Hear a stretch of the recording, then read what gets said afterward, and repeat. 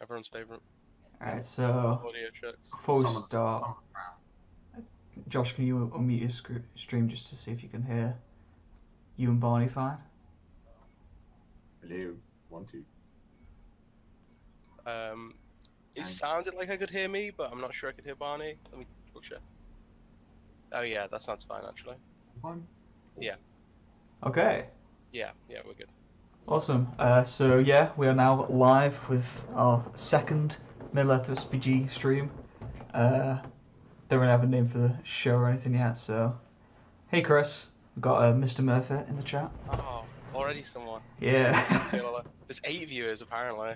Correct nice. on Facebook because I posted saying that we're going to talk about the first GBHL event with the new rules, and he's like, And that's like the most interesting thing, really. the third, apparently. But it's the first one. Yeah, it's the third because there was Strider Cup, Ireland last weekend, and then I forgot kind about of Stripe Cup, yeah. yeah. No, you knew about them, but you said it to like create drama on the page to drive it to the top, so people would come visit.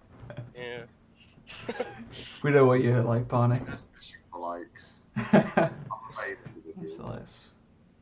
You seem to be missing a forehead. Let's just. There you go. That's because Gethin's poor editing. He's cut your forehead out.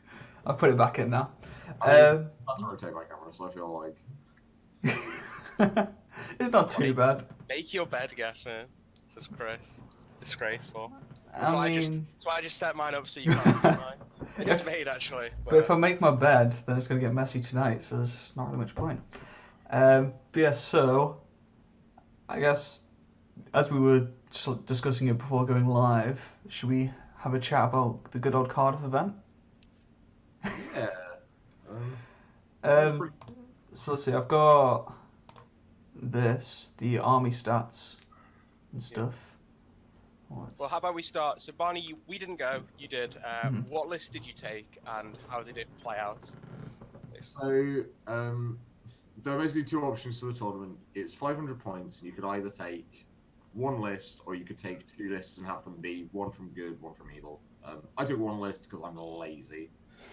And I took Theoden on an armoured horse with heavy armour and shield. Gambling with the Royal Standard of Rohan and a horse. 9 Royal Guard, 6 of which had throwing spears. 8 Outriders, and then 8 Outriders. 8 normal Riders of Rohan, and then 2 Rohan Outriders on horse. So it's like 21 models all mounted with 2 heroes. Okay. You get the flag for unlimited might. Okay, so this is one kind of similar to one of the big lists that people have been talking about as being pretty good in the new edition. I think because of how much better Rohan got, like from the old one to this one. So it's a good list, and then it's a big jump. Did they play out like as well as people expected them to? Yeah, so we've been playing them a lot in testing, and yeah, they're really, really good. Like Theoden's a little bit fragile, but for his points, he's like 100 points fully kitted out. Providing they don't have any magic, he's basically invincible because he's just a big choppy hero, and as long as he gets to charge, which if you're playing correctly, he should never get charged and should always get to charge. Like occasionally you'll get him trapped or whatever. It doesn't happen a lot. As long as you keep him alive, because he's such a good force multiplier, all of your models are ridiculous. Because like Riders of Rohan, when they're charging into like a fight 3 line, just decimate things because they're strength 4, and if you've got a banner near them as well, because gambling gives you like super utility. You're like 3 dice. If you get a 6, you win. Yeah. And then all of the riders get axes for free, so they can piercing strike. So they're wounding on 5s for everything up to defense 7. So like it's like on 4 dice. So, did you say you ran Royal Guard as well, by the way? Yeah, 9 Royal Guard, and they were really, really good. I would take all of them, like I'd just take full Royal Guard. We tried that, but the main reason I didn't is for versatility. Bows. You wanted the bows from the normal riders. You want the bows because there's so many scenarios where you actually just need to stand off and shoot and skirmish. Yeah. which is why I've got the throwing spears on 6 of the Royal Guard as well, because it just gives you a little bit more punch. And throwing spears are also really, really good now. Like, really. For anyone who thought they'd escaped Rivendell Knights and Wizards just standing off and shooting your game, Rohan's the thing now. In the games that I played, I didn't have a single game where I could stand off and shoot. Okay. Is that like scenario choice or just... Kind of. So the scenarios were recon, so you can't really stand off and shoot in that one. I did a bit of shooting as I sort of ran towards my opponent. We played... So the only scenario where it was looking like I might stand off and shoot was Lords of Battle against Angmar, because he had trolls, and I couldn't justify getting near the trolls. But he had some wargs as well, so it meant that I didn't get very long to shoot, because he was just getting up the board and getting the wargs in. There was a possibility I could have done it against Ed. We'll talk about that when we get to Felwys, because that's a whole topic. That match was just crazy. So I don't think there's a lot of standing off and shooting. Throwing spears are definitely worth it. I might consider adding more throwing spears in to, like, not on the riders, because the riders already get, like, you give them a throwing spear, kind of like removing the utility of the bows apart from the charge. I don't think they're worth it just for the charge. But they definitely won me throwing spears won me a couple of games just by, like, randomly removing a model that was in the way. So yeah, that's one thing that I value things like throwing weapons on, because they're not point sufficient as far as killing models comes and like the standard things, but they enable you to do something that you can't normally do, which is kill a model in the move phase while you're moving.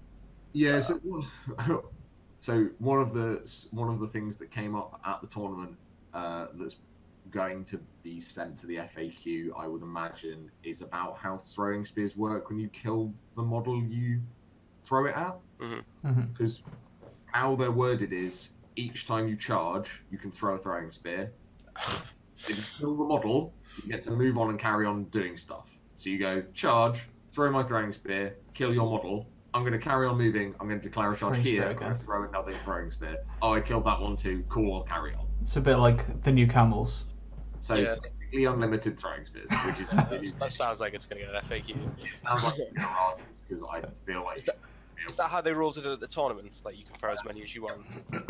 I guess if that's how it's That's literally exactly how it's written. There's no other way of interpreting. Wow. That's fair enough. There's nowhere in the rules that say we use a throwing weapon once. And it says follow...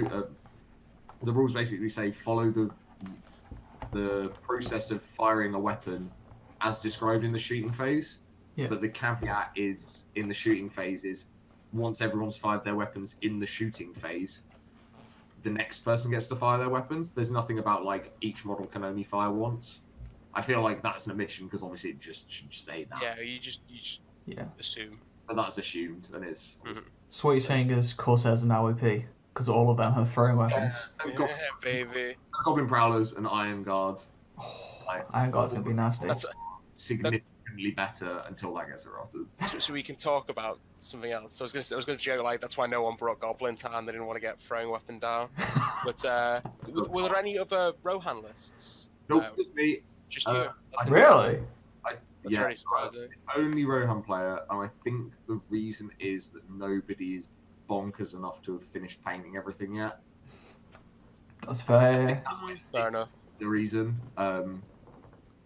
or there might it did take us a while to land on something that was good enough at 500 points. Oh yeah, because I just quite a lot of iterations of, like, I've got too many riders, or these heroes aren't quite good enough. Because like you start with we started with like Theoden, Erkenbrand, and all Royal Guard, and that was garbage because Erkenbrand is not very good with the Royal Guard. Turns out, because they've got bodyguard. What a shocker. And then we went through like a couple of other options. Like I had Aemir in for a bit, but Aemir's like a massive liability if Theoden dies, because then she fucking just runs towards him. Oh, Eowyn. Eowyn, sorry. Yeah. I didn't have Aemir in. I've not played with Aemir yet. I played one game against him. Don't know. He seems better, like more efficient than the old Aemir. That's just for the army Yeah. bonus right there. For the The +1 strength. I was played against someone, and I think it was like my troll charged Theoden, Gamling, and a bunch of rogue guard, killed all of them, and then turned around and AMA'd walked through my entire army. It was just like, oh, okay. So now that I know that this list is good, it's very likely that to Sterling I'm gonna take like the same 500 and add in Theodred, Aemir, Merry on Pony, and some All Riders. Let's go, Mary. Merry on Pony's like the perfect Mike caddy to sit next to. Oh, Gamling, yeah. Yeah, because he's just the one Might hero, and you just like. Oh, okay. Yeah, constant marches. I rated Phaedra too. I don't think Merry has March, but he does have move. He's got Strike. Have a check. I'll have a look. He has got March. Like a lot of the Rohan heroes do have March. Like that's one of the good things about the list is Gamling has March and Defense, which, apart from Strike, are the best things he could have. Mm-hmm. Yeah. Because in a lot of games you just put him into a problem model and defense every turn. No, Mary's only got Strike. Yeah. It's one thing that I just Strike. Yeah. I keep forgetting. I'm just like, oh, this hero's got March. It's like, no, it doesn't. It's like, oh. Yeah. It's like I played March is a big deal. against Dale on Tuesday. I was like, okay, I'm now gonna heroic march with Gorbag. He's like, no, you're not. No, you're not.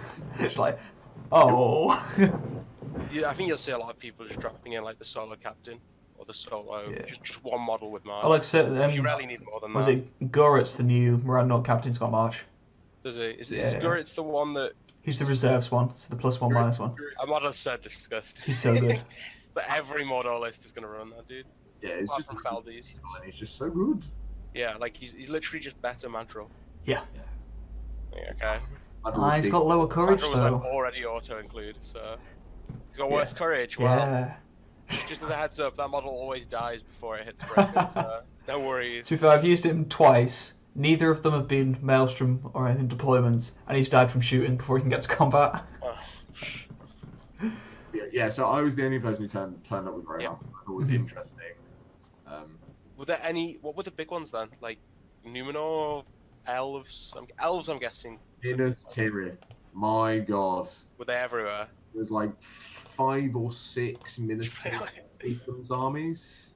Well, Nice. Fiefdoms is kind of different, or was it like combined?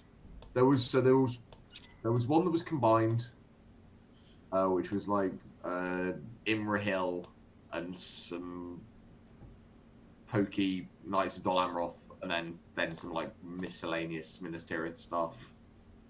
There was Dewey was playing his good army because he bought good and evil. His good army was like clansmen and like a mix of stuff. And then there was just a load of generic spam Minas Tirith of various sort of hero levels, from Jasmine taking King, Aragorn, and some dudes, down to like there was somebody who brought probably in the 40 model range of Shield Wall with Ranger Spear backup. Were the lists any good, or was it just because I know Jasmine came 6th, but that could just be she's a good So player. I played Jasmine in the final round. The list is definitely good. Mhm. Basically, it exploits the amount of models you can get into the list with Denethor and Aragorn's rules by going like, I've got Denethor and Aragorn has to be my general. So I've got Denethor, who's like a 35-point choppy hero that can lead 18 guys, and that's really powerful. So I'm not sure if he's very good, because Contest of Champions being in the scenario pool, I'm not sure I can play him without negating his effect with Aragorn. But if I was taking one, I'd definitely play him. Yeah. Because I think he'll show up in tournaments where it's not set as contest too. Because someone in Chester called Aiden's been playing him with Boromir. He's super good with Boromir. Yeah. Because he just ignores the courage as well. Even with the +1, just to ignore it completely. he's really good with Thorlong the Fat. That's the other thing we've seen, because the core means that he basically never fails. Of course. So wait, is he courage 5 base? Yeah. So he 5 goes up to 6 from Gondor, and then up to 7 from Thorlong. Okay, yeah. Yeah. He never fails. The Gondor lists were good. I think Jasmine's list was good. But the thing is, it does massively rely on Aragorn doing all your heavy lifting, because the rest of the army is just basic warriors in Minas Tirith. So I think that's fine. The mixed list looked good. Like, they're just very solid. There's a bunch of 3 Might Heroes and some reasonably costed troops. The thing that I was really surprised about is there was 0 Avenger Bolt Throwers or Trebuchets. Oh, really? Really? 0. That is super surprising. And those things are, People like... might not just have them yet.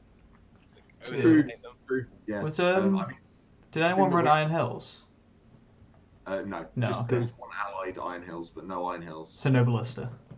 No blister. So yeah, this was one of the things that I was like surprised about when I turned up was all of the thing like we'd written like a list of things that we were scared to play against. Mm-hmm. There not a lot of them were there. So like Iron Hills Blister wasn't there. Dwalin on Goat wasn't there. The sort of 500 points spam Ministerius with 2 bolt throwers, which is a list that we'd written, wasn't there. Yeah. Quite a lot of models with your 2 bolt throwers. And yeah, like the only siege weapons that were there were Dewey's Evil List. He took like spam Isengard with a ballista, and then Matt brought the Mortal Catapult. Yeah. Troll. And the Troll Catapult looked like it was in the games where it was like relevant. Looked like it was absolutely ridiculous. Does it? I love that Does it profile. ever affect, right? 2 inches. So splash damage area of effect. It comes with the troll. It's 160 points. Super cheap. And the troll lets you re-roll the hit and the scatter dice. Disgustingly good. It's so good. And then the severed heads. You said the severed heads didn't do much, did it? 5 points. Matt said that they weren't great in the tournament because all he played against was Gondor and Elves. So obviously, Yeah. But, like, 5 points. but if you ever play like Goblin Town or something, then suddenly it becomes ridiculous. Mm-hmm. Yeah. As Josh said, for 5 points, it's a no-brainer. 5 points is definitely worth the utility. If you kill one person with it, then you've made a points back. Yeah, so I was surprised by the lack of siege engines. It may well be that people just went, it's 500 points, siege engine quite expensive. I'm not sure I want to take one. It also might be people wanting to try out other stuff more. Like, That's Aragorn King. That's definitely true. Like, there wasn't a huge amount of like super interesting stuff or super new interesting profiles. So like Dave Clubley's list was quite interesting. Because he lost in the final round to Ed and came 4th. But his list was quite cool. He had Kurdan, Eristor, and then like a mixed bag of like foot elves and a couple of Rivendell Knights. Okay. And that was quite interesting because 500 points sounds awkward for elves actually. Yeah, so Eristor is really, really good now because he got better for no additional points, and his throwing weapons got better. So his Noldorian daggers, where you can throw infinite of them currently. Oh yeah, that sounds horrible actually. Good. There were 2 Eristors at the tournament, and they were really good. One-shotting armies. Kurdan is really, really good as well. Yeah. I played a bit of Kurdan and I really rate him. I think Super good. when I first read him, I was like, oh, he's still useless, and then I was like, Hell no. wait a sec. He's like when I was talking to people about what I wanted to see in the new edition, one of the things I was talking about was like a 70 to 100 point utility wizard, and he's mid-range caster. So he does, yeah. He's super cool. What I wanted to see. Him and Arwen in that list. I was gonna say, together are so good. did you see I many think- Arwens? Sorry, what was that? Did you see many Arwens? There was 1 Arwen, and the player playing it took a loss early, so was on the lower tables. Okay. That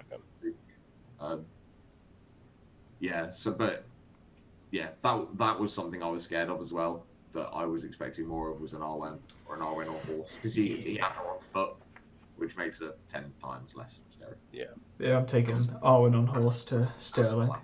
Asphaleth is just nonsense. I'll probably take her on foot just because I'm doing all foot Rivendell, but if I take her, it's movement 10. It's just a normal horse, right? Or is it? No, it's move 12. Asphaleth for free. Movement 12 and fleet of foot. Asphaleth. Oh. Take Asphaleth. That's Yeah. Unless you've got Glorfindel on Yeah, Asphaleth. I can't hold all of these powerful elf heroes. But no, I'm taking. definitely taking her for Sterling. She's super Yeah, good. so there were a few elf lists actually. So there's like a couple of Lothlorien, a few Rivendell, and like still quite a lot of the hybrids like Hobbit Elf. Calamedons took Iron Hills, Thranduil's Halls for the Green Alliance, for which the army bonuses are really, really good. Like the army bonus that Thranduil's Halls get, they're like I think it's rerolling. +1 to wounds within 3 inches of Thranduil, right? That's the one. +1 to wound, which is really, really grim when your elves are wounding your Royal Guard on 5s. Yeah, that was probably. I think I said that was the best army bonus, but it's just the 3-inch range might make it no. But that's like Burley on elves is so good, so strong. That game was so hard. Like that was probably, apart from my game against Ed, was probably the hardest game I played. Was Thranduil on foot, or did he have... He was on a horse. Yeah, so he's got a bigger footprint. He was on horse, and then he got unlucky versus a Royal Guard in a 1v1 on Royal Guard just punched his horse in the face. Yeah. That's why I take the elk. Come on, Callum. 2 It's wounds. the elk because the models are really nice. That's why you take the elk. Callum had like 22 models. The thing is, at 500 is super Okay, weird fair for enough. that because like anything from like 20 to, I mean, we play with a Goblin Town player, so like 60, but anywhere from like 20 to 35 is, and it's such a big difference because that's like almost double model counts. You know, I found myself breaking in a lot of games.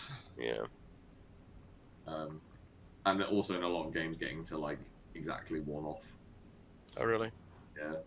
It's like the list was kind of weird in that way because it's like just on the sweet spot where if I had 1 less guy in the army, I think it'd probably be awful.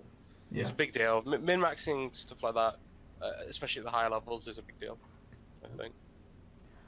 So I think we've been dodging around the issue. The award for the least surprising surprise of the tournament is that Fellbeasts won it.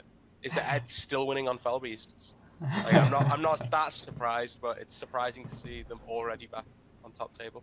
Yeah, well, I mean, he said he was going to do it. We played on the day of release, and the first thing we played was Rohan versus Fellbeasts, and we established that yeah, they're still fine, completely fine. They just play in a different way. Oh really? Yeah, I guess they can still do the hells and stuff. It's just more positioning, which Ed is good at already. So yeah, it's more positioning and tactics. It's less spells. So like, Slapwheel's not very good anymore. Yeah. So I think at higher points, he's going to struggle more and more because he's going to have more and more things that he's going to have to deal with. And you can't just be like tiptoeing in and out, Sapwilling stuff, and then eventually get to deal with everything. In our game, all he had to do was deal with Theoden. And once you deal with Theoden, the army collapses. So if you're flapping in and out, black darting, it's pretty easy to get away. Yeah. So you'd say they're fine still, like? I'd say they're fine. I'd say the higher the points level goes, the worse they get. As opposed to before, where like 800 points they were really good. I don't think they're good at 800 points anymore. I think really? Like 500 or 600 points. Just because the amount of Ed threats. always said 600 was where they were best, right? That's what I think. That's what Ed said. I think the low level points they're good. Mostly because of the threat density of the armies in terms of like heroes. Yeah. So there's 1, and maybe if you're unlucky 2 big heroes. It's whether, because something that I noticed in the old edition was that the meta warped around Fellbeasts. So like it was like you either took Fellbeasts or you took things in your list that could beat Fellbeasts. It was like one or the other. Everything was built around them, and they were still good. Like every list was built to fight them, and they were still probably better than most. So I'm wondering whether them getting worse stops people metagaming against them, and doesn't make them better, but makes them more playable than they would be otherwise. Yeah, I think so. I think it depends where the meta lands with things like bodyguard troops. Courage is a big deal. Ability wizards. So like one of the massive changes is if you're playing on theme, a lot of your armies get additional courage benefits, and that's a real hampering to. Because like the first thing that Ed had to do when he played me was dismantle a bunch of my Royal Guard because if they're running around unchecked, his Fel Beasts never get to go where they want to go. Mm-hmm. It's get charged. So it's whether things like so like Kurdan's really good against him because of his Aura of Command. Mm-hmm. And Just like that's a target that you'd sap well. yeah, so like that's one of the targets for Sat Will. Shamans again are one of the targets for Sat Will still because they can keep you guys around. Were people playing them? Shamans. Yeah. Didn't see one. No. Didn't expect it. The minor heroes now, right? So you can only need 6. And you can lead 6. I still expect to see some. To be fair, because the courage is so good. There's no goblins, so like True. the only minor hero I saw like that was a Barrow White, Mm-hmm. which I played against. 2 wounds now, though. Yeah, Barrow Whites are 2 wounds. Barrow Whites are absolutely balling out of control. I think they're really, really good. Yeah. Yeah, so I don't know what's going to happen at higher points with Volbeast. Like, I think there's so many things that are like insanely scary for them to deal with now because siege weapons are better. Yeah. The Balrog is good. Other monsters are good now. Like, so I think you'll see them more as they should be, where you've got like 1. The Witch King on the Fel Beast, I think, is going to be a really big deal. But that's going to be the go-to. The Witch Taint. King. The, Yeah. the Taint is the best. Witch but I mean, King, for, like, the Tainted, lists that you Kamul. Kamul. I think Kamul is actually the best one. Kamul and the Oh, Witch. really? I think the Witch King is actually better on horse. Ah, okay. I like the Witch King on horse. You think it's better than Tainted? I think the Taint's good, but I think he's only good in certain lists. Mm-hmm. I think he's best. Where the charge is meaningful. I think he's good in like the I've got a lot of Warg Riders. Mm-hmm. It's time for you to die now. List. Like the Gullivar Tainted Witch King, a million Warg Riders list sounds really fun. But the fact that his ability still affects like the courage of your own guys as well is relevant. It's like they still have the courage check within his order. Yeah. I think he's definitely really good and he can literally win you games. I think he's really good, but I think he is slightly overhyped versus like the Witch King. The Witch King's just always good. When I played Dale this week, I had the Witch King the horse with the hat. And it's just so good. I just 1 dice like command and just go it off. 1 dice immobilize. Oh, and I'm getting spammed emails from Matt King with all the lists. Oh, wonderful. We've already talked about 1 or 2 of them, even if we don't have them in full detail. You also said before, no goblins, and you said, I think before the stream, that surprised you. You expected to see goblins? Like, no Moria or no Goblin Town, right? Yeah, I thought no goblins was a bit wild. Like, Moria is definitely good at 500 points. It's not Balrog good, but like, you've got some... They've got some of the best low-cost heroes in the game, I think. Yeah. Because Durbers and Groblog are 50 and 70 points, and they're 3 might heroes that both have strike. Mm-hmm. One of them's a force multiplier for 50 points, which is just bonkers. Yep. I'm amazed that there wasn't a Drizag, because that was just something that we looked at, was like taking a Drizag as like your cheap counter to somebody taking Aragorn King or Azog or something like that, as you just like roll around with bat swarms and spiders. I considered that too for a while. So I think that's good. I think that's a good list. I think it's good at low points. I think it's probably good at high points as well. The problem is his synergy with the Balrog is less good, and I think the Balrog is what you want to be doing. You really rate the Balrog. I'm like mixed opinions on it, but I'm still mixed, yeah. Say that you haven't lived until you've heroic marched on turn 1 with the Goblin Captain and whipped someone into combat with you with the Balrog, because that is one of the most powerful things I think I've ever done in Lord of the Rings. Mm-hmm. Is on turn 1, my Balrog whips a guy into combat, kills it, and is in combat with your battle line on turn 1 and gets to hurl you. Mm-hmm. And that can happen very, very easily. Like, if your opponent isn't playing cautiously, and if they're playing cautiously, it's completely negating the movement value of your goblins. Mm-hmm. So you get this huge positional advantage. It makes them play in an awfully awkward way. The only way to really counter him is to, like, chuck some really high defense models into him or cast a lot of spells on him. Mm-hmm. And the fact that he makes all of your goblins fearless, so he deals with a bunch of... Yeah, that's super good. It's like the best change for it. That's awesome. because like we played like Balrog goblins versus Angmar, Yeah. and Yeah. just like nice army bonus. Yeah. No, I've played as him and I've played against him a couple times, and he's a lot of points. It's like that's the big thing for me. It's like, Points. and he doesn't have any mates, so we played a game against him where he just couldn't roll, and like that can happen to anyone, right? But he was such a big chunk of the army that it only took like 2 or 3, maybe 3 or 4 turns of unlucky dice. You'll lose 2 out of 3 combats to like 6 or 7 models, and then the army's gone because there's it's half your army. Yeah, when I did The rest of it's the falling apart around it. when I did it's the important to make sure you're maintaining your numbers with him, so it's like taking at least 50 goblins with him to make sure that you're getting enough time for him to do some work, because all he has to do really is tie up a big hero.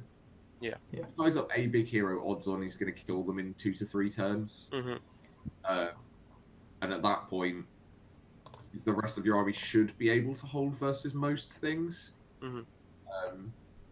It's basically making sure that what happens is you don't get out deployed. That's, I think, the most important thing. Is like, if the Balrog ends up getting like put in a really awkward place, and you've got like Aragorn King or something on another flank away from him, just absolutely mowing through all your goblins. Then I think it is a huge problem. I don't know. I might be like massively wrong about him, but I think he's good. I just don't know if he's like. I can't see him being bad. Yeah. I'm not 100% certain that he's like. I don't think he's like the most busted thing in the universe. No. Yeah. But That award might go to Cave Drakes. I've not played with them yet, but they look pretty good. they look really scary. So yeah, I was surprised that there wasn't somebody rocking up with like a Cave Drake. I'm surprised Jasmine didn't run Moria, because she was like hyping them up on the page quite a bit. Yeah, so she likes Moria, but she said that. Well, I mean, I think she probably wanted a bit of change, and she has played a lot of Ministerials before as well. It's just that when we've seen her playing some of the competitive tournaments, she's played a lot more of Moria than she has of the good armies. Yeah. Probably because the good armies aren't very good in the old meta, because they have choppy heroes, and that's how they survive. Yeah, that's we fair. can talk about that actually, because this was something that came up. People generally rate the the good lists as like noticeably better than the evil. Like seriously, I think someone said something like. I've seen that flying around. Yeah. I think, wasn't it more the fact that there's like twice as many good heroes with strike and Yeah, stuff like that? but that's volume. Like it doesn't. If evil has 3 really good heroes with strike and good has 100 average ones with strike, it's not that big a deal. Mhm. Like, yeah, I'm not sure that I buy that interpretation. because I didn't agree, but So what I think is what's happened was evil was really, really good in the last edition, and good wasn't very, very good comparatively. Like, it had a few armies that you could play, which were like hobbits, elves, maybe some dwarves. But like, how many people were running around with Rohan and Gonor in the last edition? Basically, Gethin had a stupid cheese list, and then the only Gondor build that was viable was like Fountain Court. yeah, exactly. There's not very many decent good lists, and the amount of evil lists you could play was basically all of them. Yeah. And now what's happened is good's been brought into line to make them playable, because the big thing about good is they're the heroes of the story, and they've got big heroes, and now that big heroes are better, the armies seem better. Yeah. I absolutely don't buy that evil are worse. Yeah. 'Cause like, evil has basically been changed to be the way evil should be. Is You cut out at the start of that sentence. Sorry, do you want to start that again? Yeah, so evil has been changed to what I think it should be, which is, here's the plot. The plot is, I've got some big heroes that are coming to do big heroic stuff, and what they're going to fight is this massive army of orcs and goblins and baddies. Yeah. And they get a benefit for being a big army of goblins, orcs, and baddies by getting bonuses if they trap you, or bonuses if they have more models than you, or bonuses if they're near a big spooky ghost. Like, it's all force multiplier-y stuff. I think that's how evil should work, rather than being like, oh, well, I've got like this little block of elite troops from like that did really well at Bad Guy University, and like they're being led by this super elite wizard because That was how every list was built, though, right? Yeah. yeah, In the old edition, it was just a wizard, point-sufficient heroes, and then elite troops. Because you wanted like a reasonable amount of troops. You wanted a wizard, and then you didn't need to worry about anything else because a wizard plus good warriors could deal with anything in the game. yeah. I mean, one thing I will say is I don't think that elite troops have been. Some of the elite troops have been reduced in power level enough to not warrant taking them over normal troops. Like, Oh, really? there are quite a few troops where they could have probably done with a little bit more of a nerf hammer. See Phantom Court Guard, see Blackguard Barrier. Like I think Blackguard looks super good now. I really rate Blackguard, just as like an indirect buff from the defense, Gondor hitting defense 7. yeah, Mhm. and like some of the changes that I like, where I think that the elite changes have been balanced in the correct way. Things like Prowlers, where they fulfill a role, they're highly utility based, but they're not so good that you want to take 100 of them. Yeah. That's basically my rule of thumb. Is if I want to take an army of all of that elite unit, it's Too probably good. too good. Royal Guard. No, because the thing is, you don't. No, I don't. Yeah, I still think Royal Guard are too good. I think Royal Guard are really good, but I disagree massively with people saying take pure Royal Guard, because your recovery army, you want to be able to shoot people. By Royal Guard, you have to charge. I mean, if the opponent's a cavalry army, I'd rather they charge me than sit back and shoot me and then charge me. Yeah, I think So- they are very cheap. Yeah. But the thing is, if they ever get to your Theoden, Yeah, that's the big thing with that list. and you It's could- like Theoden. If you kill Theoden, it's over. the other thing about them is they are highly restrictive because you can only take them in a green alliance. You just absolutely cannot take them if they're yellow because True. strength 3 riders don't do anything. No. So is it That is a fair point. Lothlorien and Gondor the only green? Lothlorien green. Yeah, Lothlorien's green because Helm's Deep. it's Lothlorien, Minas Tirith, and Woses are the green allies. Moses, baby. Gethin's been brewing. Woses- Oh, and Fiefdoms. So we were brewing Moses in the car home last night, and we are like, what if you take Helmingus We're already there, my friend. Already done Already it. throwing spears and Woes backline? Yeah, I think that's probably pretty sick. Yeah, it was like Grimbold, 2 other Brohan heroes, 30 odd Helmingers, and then just 30 odd Woses. Yeah. At like 800. They're pretty good. I don't think it's insane. I think someone, if It's I put it on funny, the if I put it on the table, people will complain and then realise that it's not actually as bad as they think. Yeah, so it's really fun and skirmishy, and you get like these good 3 might heroes that are really powerful. But you know what's better than a good 3 might hero? A good 3 might hero on a horse. Like, Yeah. You can still take everyone but Grimbold on a horse, though. hey. But then you hit like a Wood Elf army, it's like, oh, so Yeah, I'm dead. Can't really get Wood Elf. Yeah. That list. Because you can't get any blind light or anything to stop them shooting you, and you've Yeah, got so range like- 12. There's a possibility that there might be some like really busted stuff you can do with the ally matrix with Gondor. Yeah. The problem is again the things that like your powerful units Rohan are Mhm. all dependent on you having more Rohan. Like your gambling is better with more Rohan. Your Royal Guard are better with more Rohan. Yeah. So like we tested a list that was basically the same as what I played, minus gambling with a choppier hero like Aemir, and then adding in Aragorn King for Okay. green. And that's pretty good because that gives you the 6-inch banner. You still get the heroic every turn. So that's interesting, but I think that's probably about the most busted thing you could do, allying stuff in. At which I point, didn't even realise Aragorn's banner was non-Gondor too. 6 inches all friendly. Yeah, it's Yeah. friendlier. I guess it's for Blackgate, but Yeah, well, good. this just should be like Yeah, sure. just a big baller. It inspires everyone. Aragorn's really good though. Like Aragorn was the one hero, like the one big hero I think in the old edition that was like borderline playable. Even though he was super expensive, 3 points of might is such a big deal. Yeah, so I think And a 3 point. so. The main thing that we found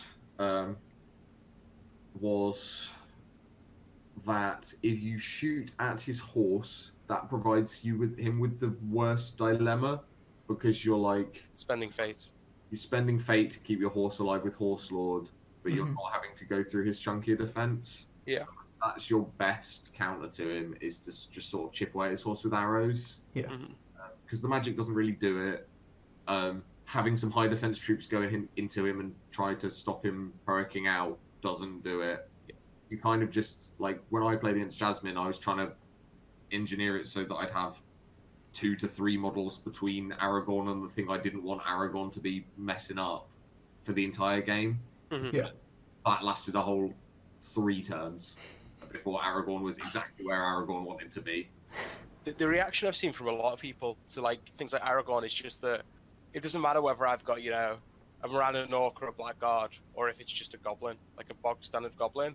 It's all the same really to these big heroes. So why would I bother taking, you know, 30 Miranda Orcs when I can get 50 goblins? This is Just the reason I like goblins, because like 2 goblins with shield might just win a combat against Aragorn. And the other thing, because I've played these big heroes, is you don't want to lose those combats. Because once you've lost them, you know they're going to roll 1-5 and kill your horse. Or you know they're going to roll 2 5s and pull fate. That's basically what happened in mine and Jasmine's game that put me really far ahead. Is Aragorn went into a Royal Guard that was trapped, called a heroic combat, and rolled a 2 highest on 6 dice to kill him. It was like, well, that's great, isn't it? Mm-hmm. I think that's still one of the issues with big heroes. It's like when I played the Balrog the other week, sadly I failed to blow it up with the demolition team, which was the first set That time. was so funny. We were like, "This is good." The Balrog hasn't taken a wound. It was Ziggy's Balrog, and it hadn't taken a wound since he entire started thing. playing it. And Gethin had a demolition team. Was like, "This is it. This is when it dies." But rolls 1. Yeah, Doesn't do anything. it was so bad. One thing I'll say about the Balrog is it's quite easy for him to just take a random wound because of the amount of that's right. it's stuck in, and because he's always your general, it's like you're playing 1 VP down for most scenarios. That's all I said to anyone that played him. Just fish for 1 wound, and then don't just ignore him, or But try and gate him for the rest of the That game. is the issue though. It's like after the demolition failed, I was like, okay, I've got 3 berserkers. Okay, Balrog, you're staying there the entire game. Because I just basically set it up, basically so he could only charge 1 guy at a time. He'd throw a combat and be like, I can get 1 guy, okay. And it's like, oh, my berserker wins the fight, sweet. Okay, I don't wound him, but it just stops the Balrog going anywhere. And then the rest of my Urukai army is just tearing apart his goblins because he's got like equal numbers to me. Because the Balrog. He's kind of reminiscent of Smaug, really. He's like 350 points of super awkward that just wanders around the board, and you kind of have to deal with him as best you can while the rest of your army does the actual game. Mhm. But he's less all in and irritating than Smaug is in terms of how he warps the scenarios. Here's something interesting actually, and this isn't like a competitive thing. This is like a game enjoyment thing. So people in the last edition had a huge issue with magic because it ruined the games in a lot of ways because it made it unplayable to play big heroes. You couldn't have those interesting fights. But what I found, and I thought this was true even in the last edition, is the thing with big hero fights is that, and big heroes, is they often come down to simply just rolling dice and who rolls dice better.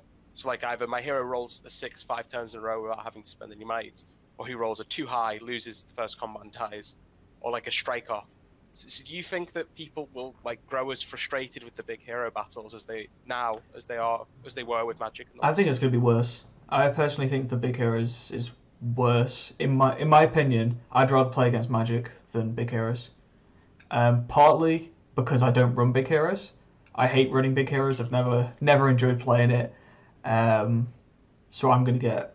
I know, I'm basically trying to find ways to just shut down big heroes. That's why I'm thinking like Gundabad, shamans, bombs, things like that, just to kill heroes instantly. My opponent won't get to use their shiny new toys, but I'd rather not have them walk through the entire army. But I think big hero on big hero is going to be... Like, people complained about it coming down to like a 50-50 dice rolls in the last edition. Good luck when Azog's charging Aragorn. That strike off. Yeah, it's all down to those certain dice, or how many guys can Azog kill compared to Aragorn, how many can Boromir kill compared to Gil-galad. I know. What do you think, Barney? I think there will be an element of that, but I also think that because there have been other changes to the game, Mhm. there are some things that you can do that still negate them. So, like, turn up with a catapult. Like, there's no way that Ed or Jasmine are going to beat a rock landing on a Fell Beast or a Aragorn. Like, just not happening. That guy's dead. Or very, very crippled at the worst. Mm-hmm. It just dismounts them is the big thing, right? Yeah, well, that's it. You just, like, so for the big heroes, almost all of them are garbage once you get them off their horse. And I don't mean garbage, but they're significantly worse. So, like, if anyone ever dismounts my Theoden, which has not yet happened ever, He's pretty weak. yeah, I cannot even imagine how sad I would feel about that. One thing I was looking at when I was writing some evil list is Shagrat, because Shagrat is a big hero. He's a hero of fortitude, doesn't need to be on horse, and he's got challenge.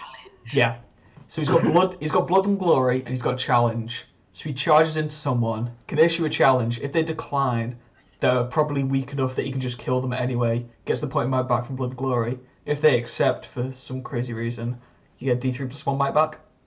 I think a huge amount of it comes down to Pretty sweet. What's your risk tolerance when you're list building? Do you want to go all in on Gil-galad and Aragorn, or do you want to take Dane for half the points and then have it be just as awkward for your opponent? Because the same logic that you applied to like goblins and Morannons are the same thing to Aragorn. Is Dane is basically the same thing to Morannons as Aragorn. He's still going to kill basically just as many basic dudes. So why would I spend 240 points when I can spend 130, 150? I hope Dane's going to change.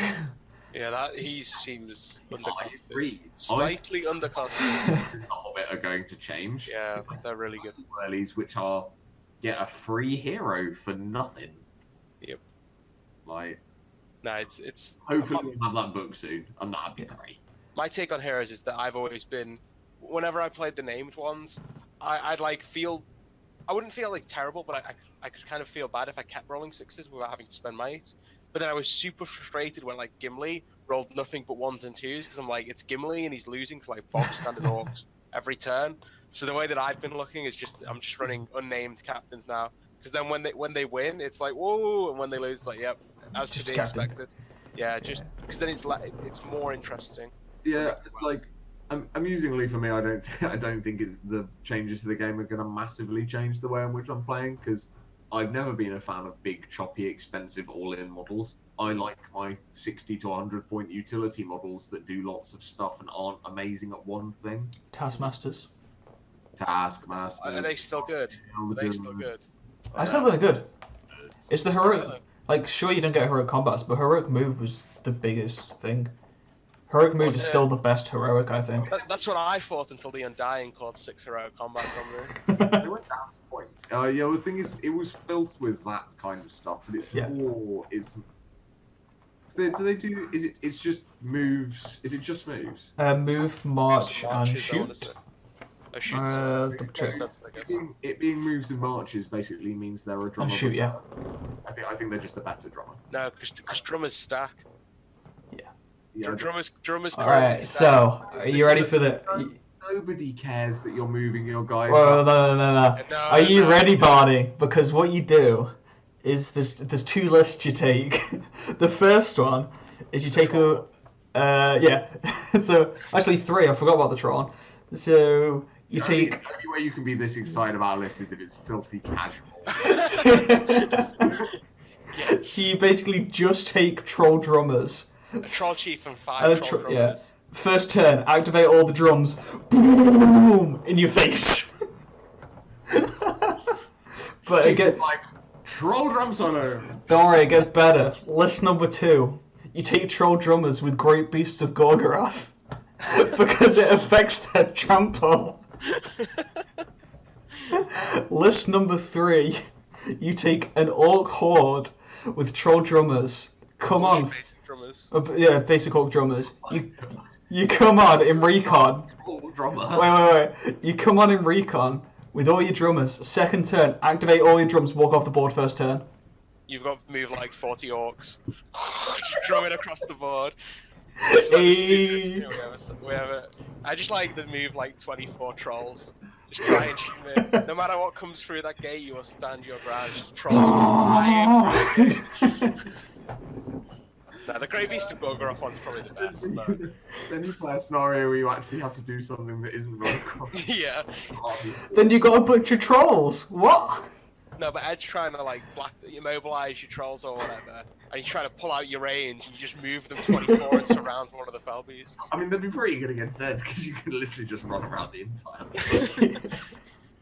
No, I swear that's not how that's supposed to work, but I'm pretty sure it's how it currently works, is that they stack. The way their rules, because with like Warhorn and stuff, it's like if you have one or more Warhorn in your army, you get +1 courage. With a drum, it's all models within 12 inches add 3 to their movement. And it used to be if it's one or more drums, I think, Yeah. is how it used to read, whereas now it doesn't. So if you got 4 drums, you add 12 inches to everyone's movement. Which is a very fast Great Beast. Yeah. And what, drums are like Entire army. 30 points? I'd take 4. Depending on what race they are. But in my opinion, I take a Taskmaster, because Taskmasters, I think, are better than drummers. Yeah. Probably still agree with that. I mean, you can also take a drummer as well for when your Taskmaster eventually dies, but... It's the fact that the Taskmaster is actually a hero, whereas a drummer is a troop with a drum. You know what's been my favourite change, I think, of the new edition? The fact that your highest tier hero has to be your general. I love Oh, that. I think that is the biggest, that had the biggest impact on my games of all of the changes. Because you don't have like Grishnak sitting at the back, you don't have like... hiding in the back. Yeah. So Well, he still can. He still does. I was going to say, He's the one that does. Denethor's the... You chose a bad person. Denethor's the one who still can do that. Because he has to be the leader. It's my brain's broken because the only game I played against Denethor He's is Aragorn, yeah. But it's like, if they don't have Aragorn, Denethor's sitting at the back and just hiding. wandering around. I only saw 2 games in which heroes were hiding at the back of the board. Mm-hmm. One of them was Eristor hiding from a catapult.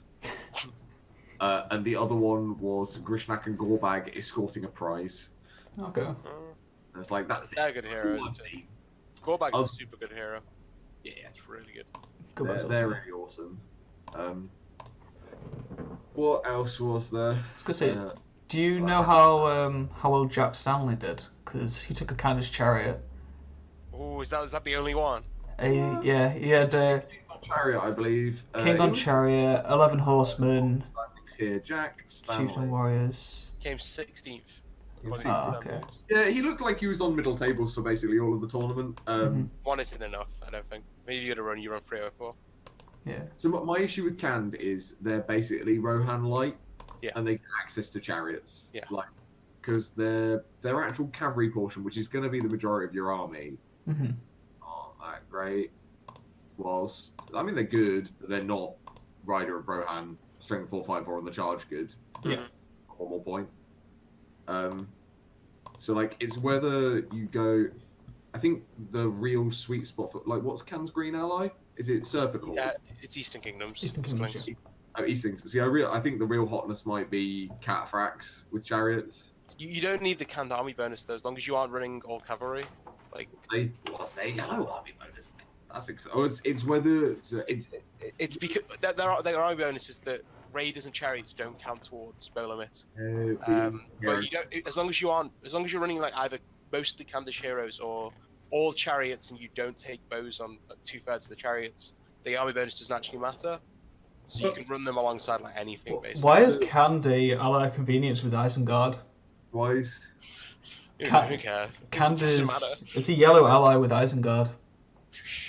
What? Okay. Because I was just like, it's yellow with Corsairs, Farharad, Isengard, Mordor, Moria, Serpent Horde. Moria seems to be friends with everyone as well. Everyone except for Ruffians. Moria's just like, yeah. Are ruffians friends with anyone? No. No, they're not. Impossible, everyone. I'm still disappointed that nobody ran a Impossible Allies. Anyone run Eagles?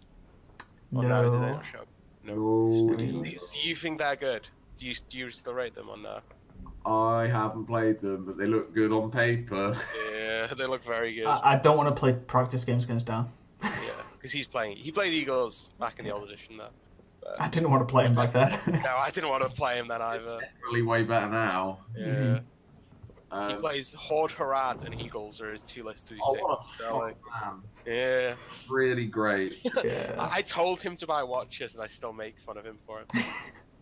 To be fair, we played Watches are still good. so we played a It's practice not playable. game. I think he had a bunch of watchers, bunch of fatties, and then just mass Harad warriors with bows. I'm just like, yeah, I got the betrayer. Good luck. Yeah, Shoot had you the to pieces. Yeah. Right, the Betrayer's so good now. He's super good in that build. If you Like, run a Harad list, like I'm put in the interested betrayer. There is another rad list that's playable. One just thing, Army-wide Bane of Kings is disgusting. Yeah. It's so strong. well, it's not army wide. 6 inches. 6 It covers. of your army-wide. It covers a lot, but when you're playing at 800 points with a horde, you Yeah. spread out. still. Is like the Betrayer on Radagast Chariot. That's what he needs. He'll have Mad big base size. One thing that I'd be interested in is it's definitely not as good, but if you were a Rivendell Knight player and you wanted to play an evil list, Harad Raiders, 13 points a model with War Spear and Poison Bows, and then you've got Betrayer. Yeah. Obviously, it's not as good That as was what the you were other list. talking about, wasn't it, Barney? We're The all testing- mounted we're parade. Oh, is it? testing that next week. Oh, are you? But, Yeah. no, Especially because the armor bonus, they pretty get good. poisoned on both the weapons. So you Just gonna throw don't, this out. don't even need Serpent Riders. Go on, sorry. Just gonna throw this out there. This is why Knots is probably winning most of the tournaments, because they've tested a lot of the lists already. Yeah. Whereas we played one day tournament and all took stupid stuff, and then I haven't played since then. Yeah, I've played like 2 competitive games against Calman and Dale, but that's really it. Since the new edition came out, I've probably played 30, 40 games. Really, played about 5. Yeah, I've not played anyone. 4 of them were on one day when I hadn't slept the night before. Yeah. I think, like going off that, I think the teams that are going to do the best is definitely North and Scotland. Yeah. Because it's got the maybe Reading. How I don't know how often the Reading guys join, because in like Dave Clubley's now in Bristol and stuff like The that. Southern guys are putting up some really solid numbers. Yeah. Dave Clubley especially has been doing really well. Yeah, I was gonna say because Dave Clubley, Luke Davis, and Dewey Evans like meet quite regularly, and those are 3 pretty good players. So I think that they could be some like dark horses, but I think Scotland and Nuts, the fact that Too you've got obvious. so many good players that meet all the time. I think if the Manchester players actually got together a lot, they'd probably be better. But I know that like Jamie's doing a lot of Underworld, he's doing stuff with Guild Ball. I don't know how much Harry and Callum play. Isn't it? Yeah. James is working a lot. I know Steve Crow and Jay Finnegan are doing their channel, but that's going to be less competitive Yeah, stuff. they're That's not just as competitive as well as no. likes of Barney and Ed. So it's going to be scary going up to Sterling. Sterling's got a good list of players. It's going to be super interesting. Sterling's going to be really awesome. Like It's going to be the first big test, I think. Or maybe this first one was the first big test, but I think it's going to be. Yeah, I was so First notes. outrageously excited to play this tournament because I was like, "This is There's so many big names gonna be going so actually. interesting." Yeah, like I was really excited to play Cardiff, and I was like, "This is going to be super interesting," and it was. Yeah. But I think by like in terms of the amount of new stuff that we're going to see and the amount of innovation, I expect Sterling to be. There's 55 players. Yeah, there's 55 players. There's 1 ticket left. So if you want that ticket, get on it because it's gonna be great. But yeah, I think there was like, because I was there last year. I think there was like 30 less. There was nowhere near. It's like twice as many people almost. Well, Yeah. I think a large portion of that was Will Champion's wedding was on the weekend, so Yeah. all the people That was really bad playing. pretty much went to the wedding. Yeah, There's also a there's decent chunk. Could be my first Sterling, so I'm very excited about that. so many big names. Playlist number 1, Stephen Bonner. So everyone prep those 80 model counters. There's going to be at least one of those. Bring What's all the great beasts, all of them. I feel like Bonner is literally going to answer the question of how many Morannons can Aragorn kill. No matter how many, there'll still be more. I was There was playing. a model count last year. Is there There's one a- this year? Yeah, I was gonna say, Chris, because you're in the chat, is there like a model cap? Also, when I've do got the rules. we need to put lists in by? because I've actually read it. Maximum of 80 models, minimum of 4, maximum of 80. Okay. So if you want to take Smaug, you've got to take 3 things alongside it. That's great. Smaug can go away. Yeah, I like Smaug. Yeah. There's a reason the league finale is 650. Yeah, Chris says he's looking forward to seeing the list. Or my list for league finales. Is it filth? Because I'm going to that because it's local and I want to have fun. So yeah. Wow. It's yeah. I've been to every one of the 2-day Chester tournaments. So I'm keeping that up. But the player list is a lot smaller than Sterling, and there's still a lot of the big competitive names. So we've got 28 players. The scrum at the top's getting pretty gross now. Like Oh yeah, I heard people talking so about that. who's the top 10 is like. Who's it creeping up on well now? Because isn't someone? So Was that you? So I went through and did some quick maths last. In fact, I've got it on my phone. I went through and worked out what I thought the current top 10 is, which I think is from 1st to 10th: Jay, Ed, Will, Alistair King, David Reed, Jasmine, me, Ryan, Dave Clubley, Callum Edens is the current top 10. And there's about 1 million players that are just outside of that as well, that are all very, very good. No, I think I was looking. I don't think I can hit top 10. Some of them with 4th places that are like 30 points. So like that, it's the last few events are going to be absolutely crazy in terms of league standings. Mm-hmm. How many points are people on for? So 3. Huge shout out to Dave Reed for updating it, by the way. Super helpful. Yeah. Because it didn't get updated for a while, and I'm sure everyone who's involved does really appreciate it. Yeah, it's super awesome. See, I'm looking at the. That's great. What? I just love stats. One of the things I really like about playing the hobby competitively is like there's this big wealth of things that attract that if you play like other games, it's just not something that happens. But one thing is, have you seen the newcomer stuff, Josh? No, let me have a look. So currently in newcomer, we've got first place is CJ with 225. He's played 5 tournaments. Second is Jacob with 209 with 5 tournaments. Third is Team Divas Cowman, 3 events, 194 points. He's a filth player. He pretends that he's a theme player, and he always brings filth. His Sterling list is horrible. It's the Iron Hills. These good ones, the Iron Hills, like Ballista, Dane, Dwalin, and Thorin. It's gone that far. Yeah, he's converted them. He's done good conversions for them. But it's like, if he does pretty well at an event, he's like miles ahead. The fact that he's only 30 points behind with an event down. So. Oh, is it top 3 or top 4? Top 3 for newcomer. Yeah. Wait, what? The newcomer only takes top 3. Oh, really? Yeah. Oh. That's why they're not that's why they're not that far ahead. Fair enough. Okay. Just DJ could still take it. I think that a good place probably taking Jacob, but Matt's gonna jump up to about 170, and he's got at least 2 more tournaments this season as well. So, and his third best will be a 25. Well, Cowan's got 3, I think. He's got what? About 100 pointers. So Sterling in league finale, right? Yeah. The 2 that he's... and Reading. Okay. Well, Cowan's got 250, 56 and a 57. Yeah, I think Jakob is probably out of the running because I think he's back in Poland. Oh, is he? I'm not sure if he's coming to any more. He's a good player, though. He is really good. Yeah, really, really good. But yeah, it's gonna be super interesting to see what the results are. I haven't really kept up to date on it this year. I've not haven't really been trying as much. But... Well, currently you're 36th and Cowan's 37th. I think at one point I think it was me at 35. I think I was 35, you were 36, Cowan 37. It's just like But then he pretends. Don't listen to him. He says he's a fluff player, and then he shows up like we agreed to bring fluffless, so I brought goblins with like a troll, with 2 cave trolls, and then he showed up with Iron Hill. It was Khazad-dûm and elf. It was dwarf elves, and I was like, what the hell is this? What? What? I thought we'd agreed to play themed. Legolas and Barlin and stuff. I was like, what on earth are you doing? Yeah. No, it's filth player. Filth player.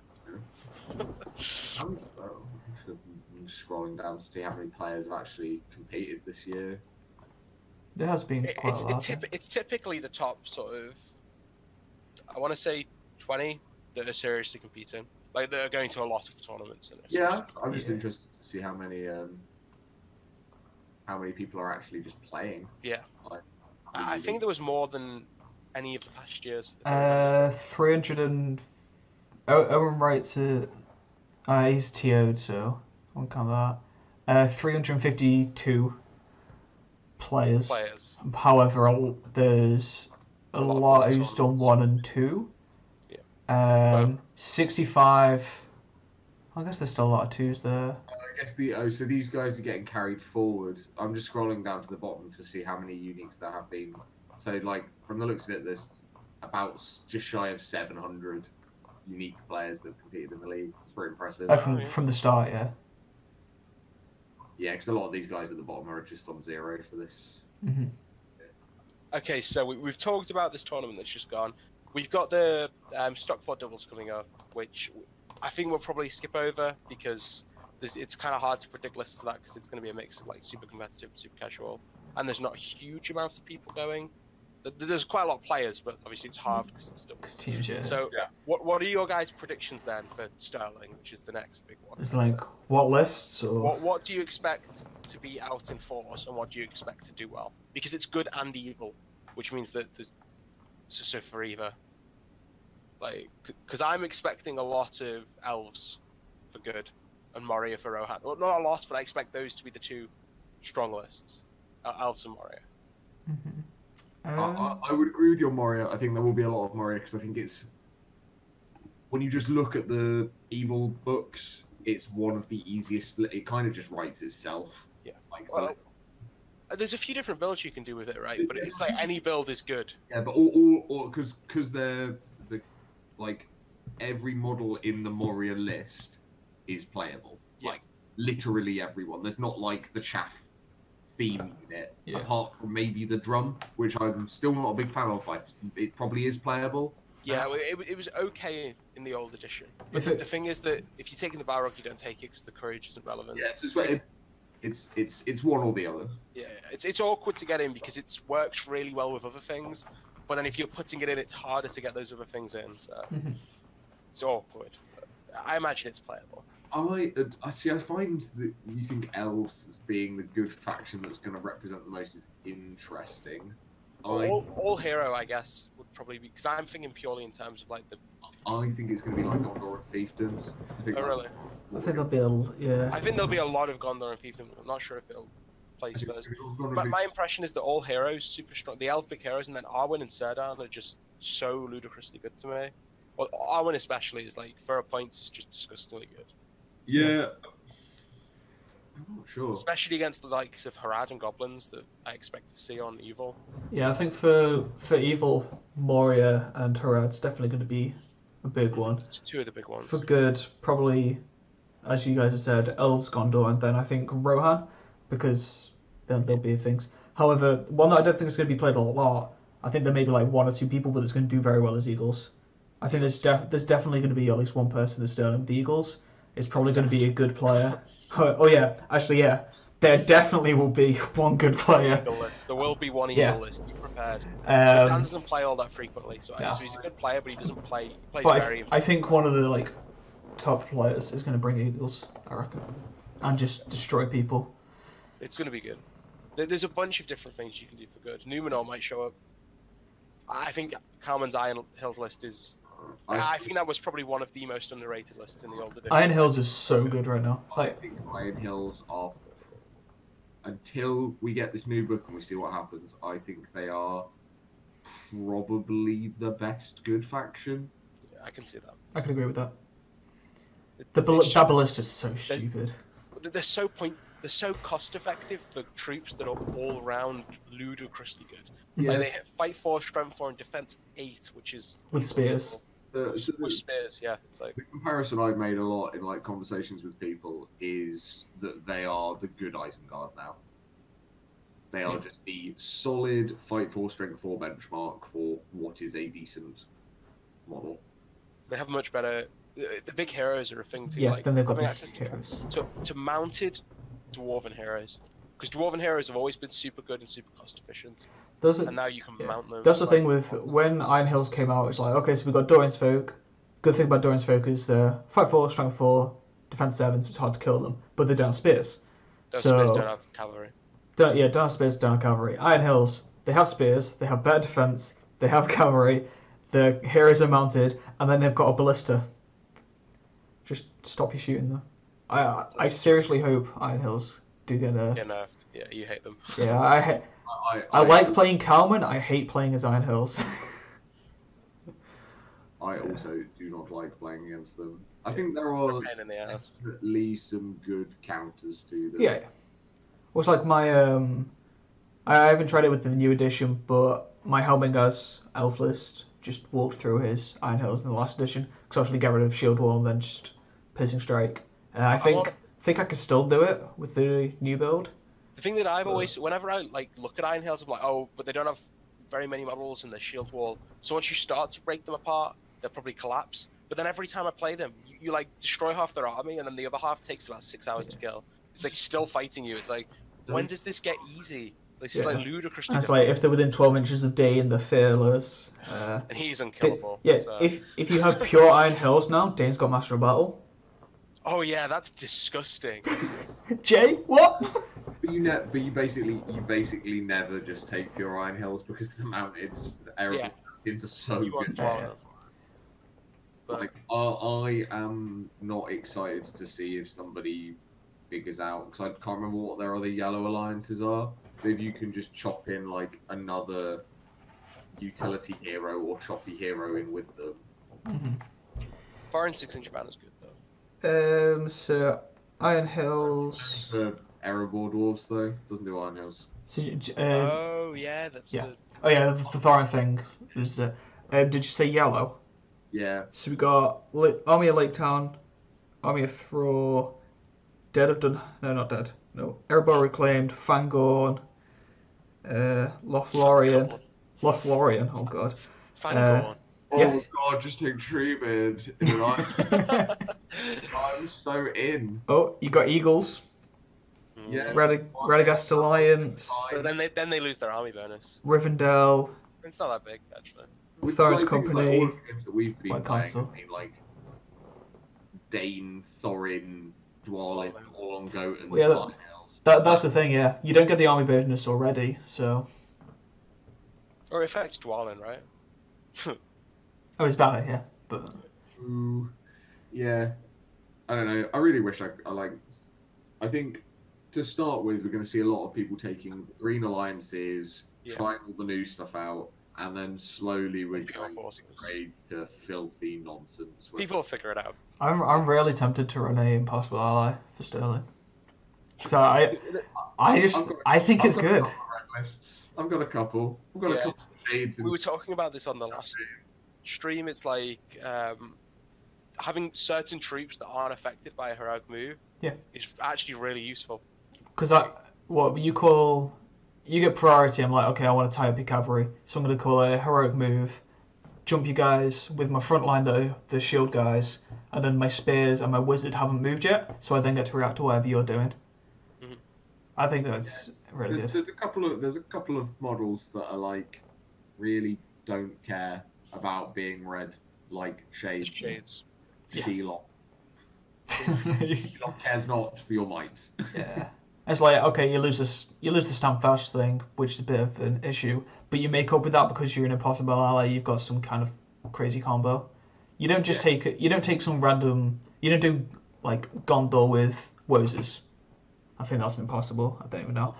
But you don't take like something crazy like that. You take something where it combos really, really well. So you make up for the fact that you lose out on the Standfast, and then use the heroic thing to your advantage.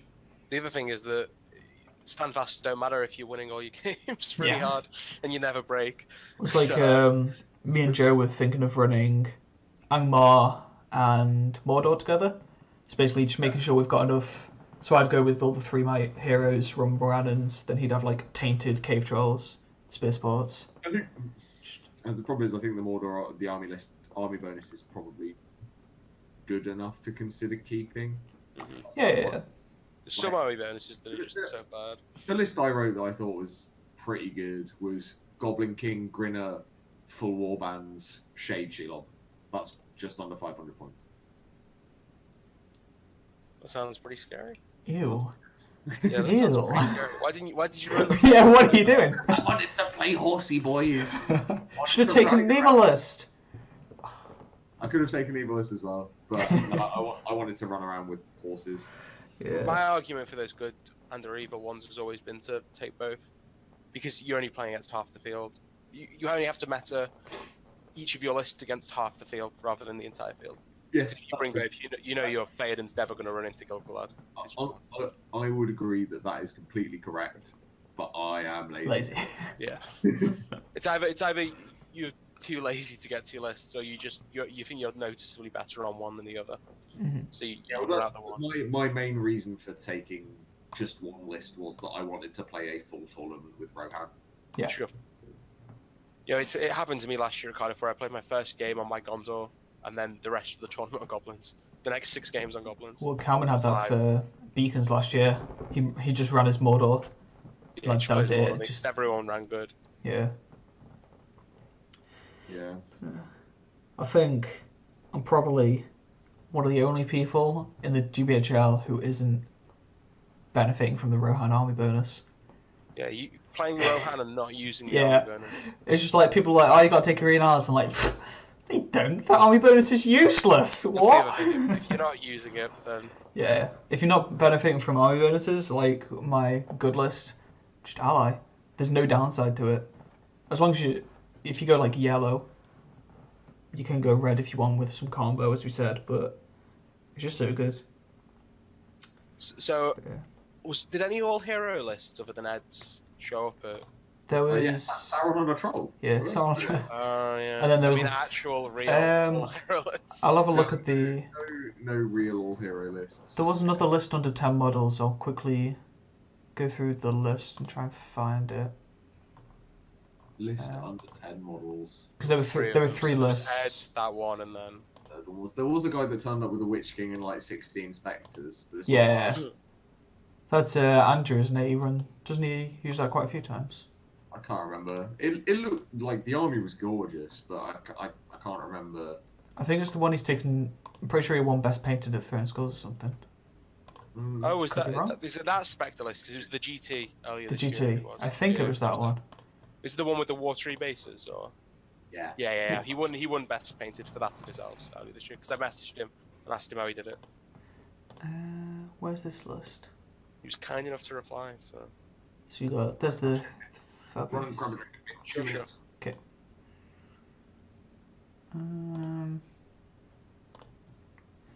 Can you forward, if you get the chance, could you forward the email of the lists to me? Oh, it's other lists individually emails. Oh, is it? That's just forward the So emails. it's taking you, yeah. I mean, if you want to, you know my email, right? Yeah. I can't find the third list. You can't find it? I can't find a third list with less than 10 models. So it was what, Ed, Ed's the Sauron troll, and then no clue what it was. No. Unless people have put like multiple. Did anyone play Army of the Dead? No. Guessing not. No, it doesn't look like it. Oh, I don't want to download it.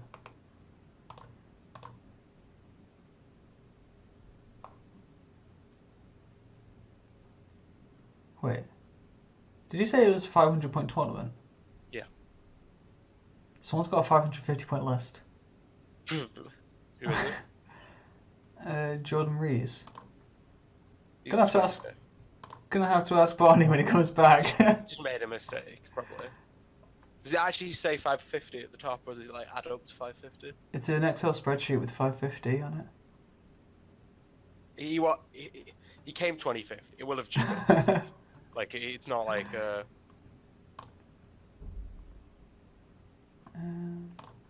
To be fair, I think Matt may have made a mistake with his spreadsheet.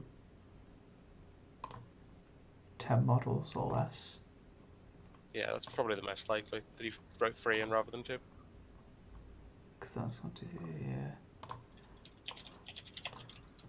yeah. Throwing content right now. Yeah, if anyone's in the chat and wants to ask anything, just feel free, because we're not doing anything. Yeah.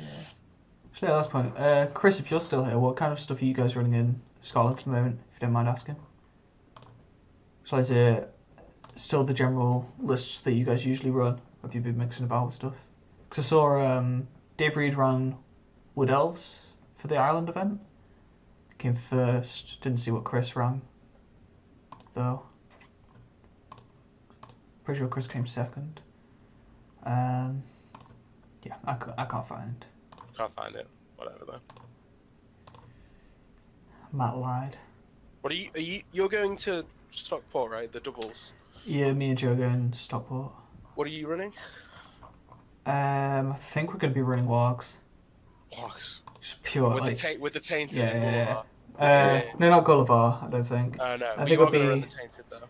Tainted, Gothmog, and then just Wargs and Wargs and Wargs. Just an absolute filth list then, really. Yeah, pretty much. I think that might actually be a filth list. Yeah. No, Yeah. me and Ben are running. He's running Eastlings and I'm running Cans. So By the way, Barney. Chris says he hasn't played much. Ah, fair enough. Yeah, Barney, how many points was Cardiff? 500. You said 500, yeah. Because someone's list is 550 points. Who's it? Jordan Rees, What's it got in it? I think. We got that. Unless he's put. Just double check that it's actually 550. It was double check that. As I've said, it won't have been intentional. Oh no, okay, yeah. It's a right. So it's 400, but in his list summary he's put it as 550. Okay, it's 400. 500. Sorry. Yeah. No. Okay. Yeah. So he hasn't done anything wrong. No. Before we I roast just the guy. I was just flicking through it, just like, wait, what? I recognise the name too. Like that. But now I can't find the third under 10 model list. So Matt he's either not sent it or maybe put the wrong thing in. What was it? I don't remember. Stop. Let's see. Did anyone play Oh. Army of the Dead? No. I wish. Chris is running filth. Yeah, that has looked 18 half guard. Durin with 18 half guard. Half God is so good. I wanted to play that list so bad, but I was like, I get Durin, I get 18 half guard. What now? Well, I think What at now? 800 points, I think I worked it out. You take Not finger crossing, I think. Yeah. Like, during an 18 half guard, just go, smash. hit you. But Oh, it's I got that. the strength 4 base, they're effective strength 6. Yeah. They're wounding.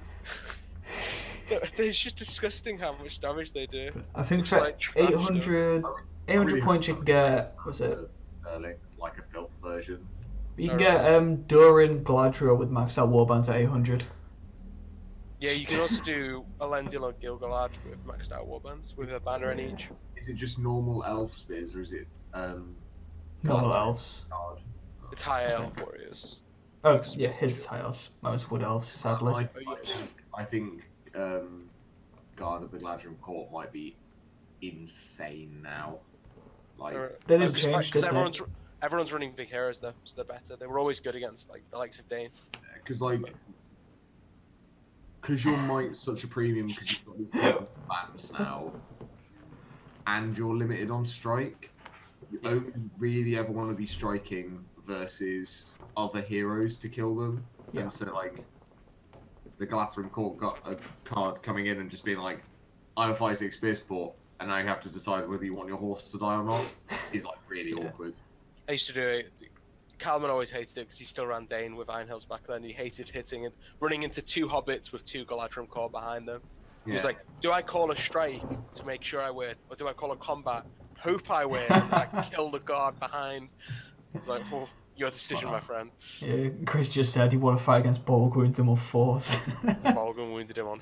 That's disgusting. Didn't Chris? Who was it that died to Sharku's special rule? Was it Hammer that you had?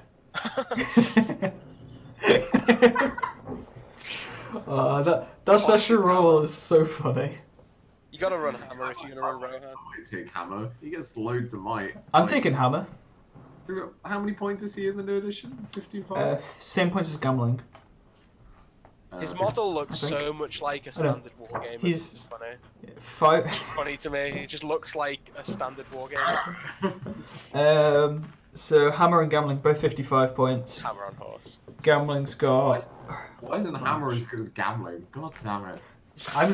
I'm taking Hammer over Gambling for the pure fact he's got a shield, because it's a foot You put out Rohan. for us, what was that? For the fact that he's got. He's got a shield. So because I'm running foot Rohan, I'd rather have a defense 7 hero which can call heroic defenses, just to stand there and stand in your way, because Gambling doesn't really help my army that much.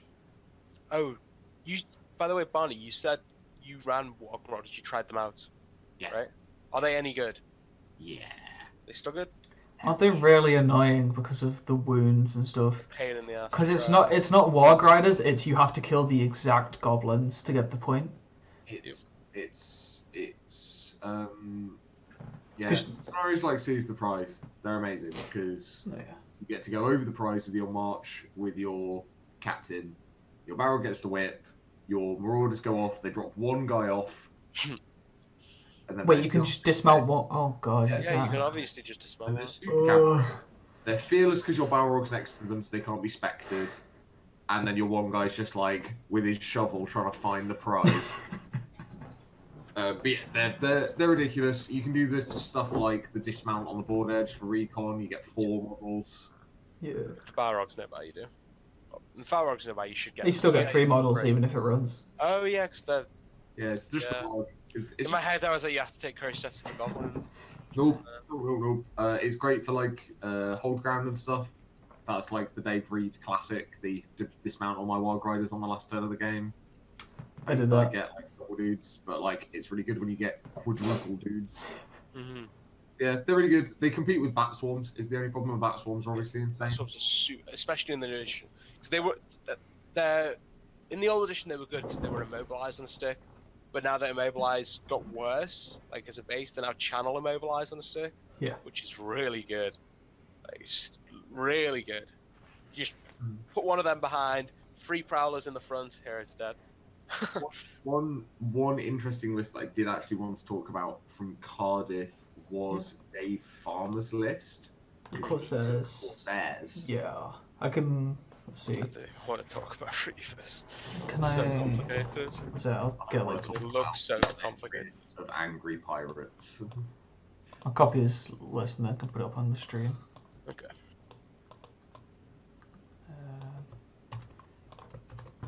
But yeah, it's he played Eds at Lords of Battle, so he got shafted, but Feels bad. but it did crop like all I could hear while they were playing was how does this work? How does this work? How does this work? So like they had a scenario with the Reavers where they were having to take courage tests to the boast and had died or gone off. They had one Reaver who gets charged by a Reaver that fails his test. Mm-hmm. But then the Reaver that's just failed his test gets charged by another Reaver that fails his test. How do you split that combat? Wait, what? It's free. It's a line of 3 Reavers. Yeah. So one Reaver is charged another Reaver, and then another Reaver is charged that charging Reaver. So it'd be. But they're not in base contact with all of them, because if they're in base contact together, I think it'd be really easy to solve, because the 2 Reavers that failed would fight the one that passed. But because they've all failed. Oh really? I would have thought I would have rolled them each as a different participants in the combat. But then There you you have to go. roll combat This twice, Dave. because then what happens is you go like, Tasteless. this Reaver that failed fights this Reaver that survived. If that Reaver survives, then he has to fight this Reaver that No, failed. I would have just done all 3 roll to win, and then one of them wins and strikes. I need to reread the Reaver rule. That's an interesting way to do it, but there are 0 rules for multi-combats. Like, it just doesn't exist. Yeah. There's no 3-player game rule. Oh, because you charge friendly. Right. Yeah. Okay, now I was just like, what are they going on about? Yeah. So Oh, yeah, there's that. Dalamir's awesome. that is really cool. Basically, I want to talk about the list because I think the list is really good. Or Yeah. throwing army-wide throwing weapons, especially when they can keep going, I guess. Mm-hmm. But even without that, which they shouldn't, hopefully will not have for long.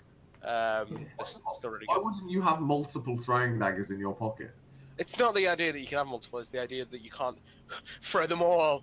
Like throw like 6 in one turn is a bit. You know, Legolas can only shoot 3 arrows, whereas Corsair number 9, tossing the daggers out everywhere, takes down 6 Royal Guard as he charges towards Faye. Dalamo was already pretty good, and then it's the exact same thing as the Bat Swarm. It has channeled Transfix on his smoke bombs. He's also got strike and defense. Defense is super good. Defense Bane is the of best Kings. new heroic. The only one that's good.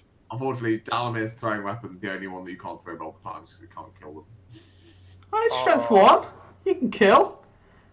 Yeah, he's right. It is strength 1. It can't kill. You do the strength 1 hit, and then you roll the transfix, and then you see if you transfix. Yeah. Amazing. There you go. She could. I just kill a goblin to charge through to a hero. Oh my god, brilliant. But talking about the throwing weapons things, this was the thing with camp, because Mahud Raiders changed so they can keep going now, which was like my big complaint when I played them in the old world, is that you had to charge, like I had to get so weird about how I charged in, because you charge into 2, kill 1, and then you were still in 1, charge into there, whereas if you charge into 1, you kill them, you'd be out of combat. So now that they can keep going, it's super useful, but they keep doing impact hits. And I think that's fair, because it's an actual impact hit, it's not like a throwing thing. Yeah, but powerful. It's gonna suck for the likes of elves when they run into this list, you know, like wood elves, because it's a strength 4 hit and it just goes through anything. Like defense 7's not great, and defense 5 or 6 isn't reliable. But like I've played it into defense 4 models and 3 models, and it just goes through them. Let's just say I'm ready for Throne of Skulls. How many points are they? If you give them the Rivendell Knight treatment, give them the lance and the blowpipe. So they're really rubbish Rivendell Knights because they can shoot. Bin those blowpipes off. We don't need that nonsense. You don't want blowpipes. You can move and shoot, bro. They're rubbish, really, but they're rubbish. Put them in the bin. You can move and shoot. They're 17 points base. It's 1 for the spear, 1 for the blowpipe. So 18 points with the war spear. Yeah. 19 with a poison blowpipe and war spear. 18 points with the war spear. What's the defense? 5. 5. Yeah. But they're strength 4 with a lance, which is really good. Ooh. Half guard. They were the first half guard. I'm just thinking about comparing them to. Oh, and the Mahud King as well is so good. Yeah, he climbs an attack because they flat changed king profiles. The Curse Evil, I think the good one. I think the good king is still the same. The good king of men. I think so, yeah. But I think Jay said that anyone that didn't have Numenor Descent was fight 5 capped, except Boromir because he was Boromir. So they took the Candish King down to fight 5, but gave him an extra attack. But the Mahud King was already fight 5, so he just went up an attack. Yeah. And he was already a good profile, and now he's a free attack good pro. He's fight 5, strength 5 with 3 attacks on a camel. Hell yeah! With a war spear as well. Yeah, so it's effective strength 7 on the charge. So camels with war spears, effective strength 6. Yep. So they're really good. They're genuinely good. So I'm just comparing them to like the Royal Guard. So Royal Guard is 16 with a throwing spear. Yeah. So for an extra 2 points, you're getting an impact hit. You're probably murderizing the thing that you're fighting, but you're using the fight value. Yeah, they're only fight 3. Anything? And the courage. They're only fight. They fight 3, and they have warrior pride, but they're only courage 2. Their warrior pride is their. Actually, the impact hit is so big. Can you get a horn into those lists in any way? I think basic. Don't think so. You can ally. You can ally Harad and stuff, but not in the list. There isn't one in the list. Not the initial Harad list. in a Warmamic, and then it's in the list. Yeah. Let's have a look. Far Half Trolls are in a weird spot because they're only fight 5. I think Half Trolls are good. My biggest fear is that if people take the bigger heroes as frequently as people are talking about them, then they just die into the likes of Dane and Aragorn and their huge points investments to just get flattened. You wait if they don't. Like yeah. It's quite hard to flatten them outright. Not when you're on a horse. Yeah, but like they're the ultimate sort of jip your heroic combat kill your horse model, because if they lose the combat, which they might do because there's quite a lot of Fight 5 and Fight 4 heroes running about, like, they're the ultimate just, oh dear, I got charged by a 22-point model and now my horse is dead. Or I've just got not got any fate anymore. Like, Yeah. I don't know, they're in an awkward spot. I think higher points, you'll probably see them. I know that Alistair was talking about them. Mm-hmm. He's a big I know Adam, I can't remember his second name. Adam ran them at Ardicon. I think he's going to be running them again. It's the guy at the GT who like was on top table like 5th game against Ed or something like that. I don't know. Nah.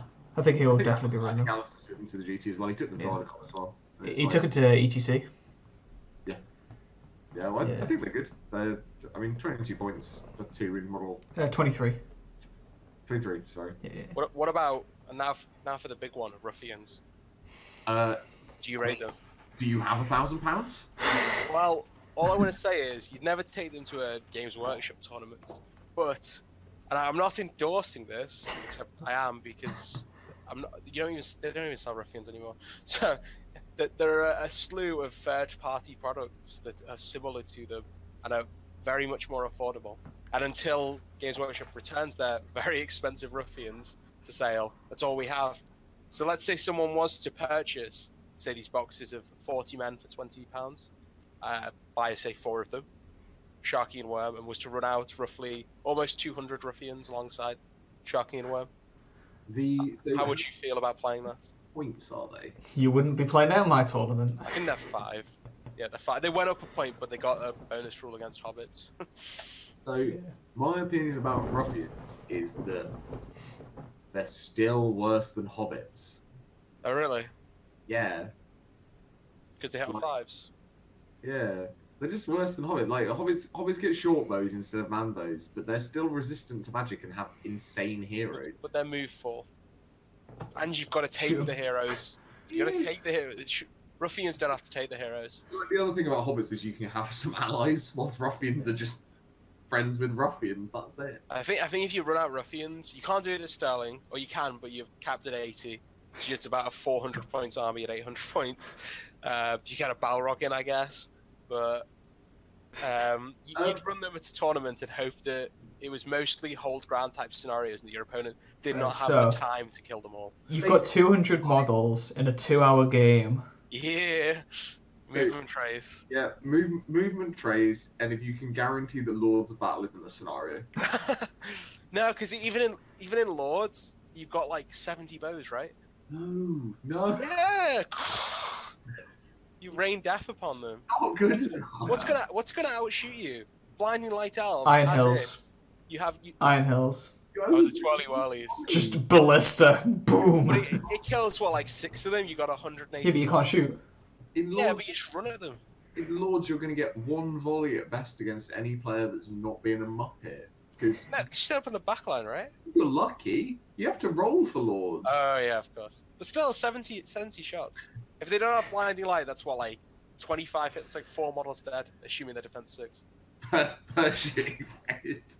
I killed 4 models.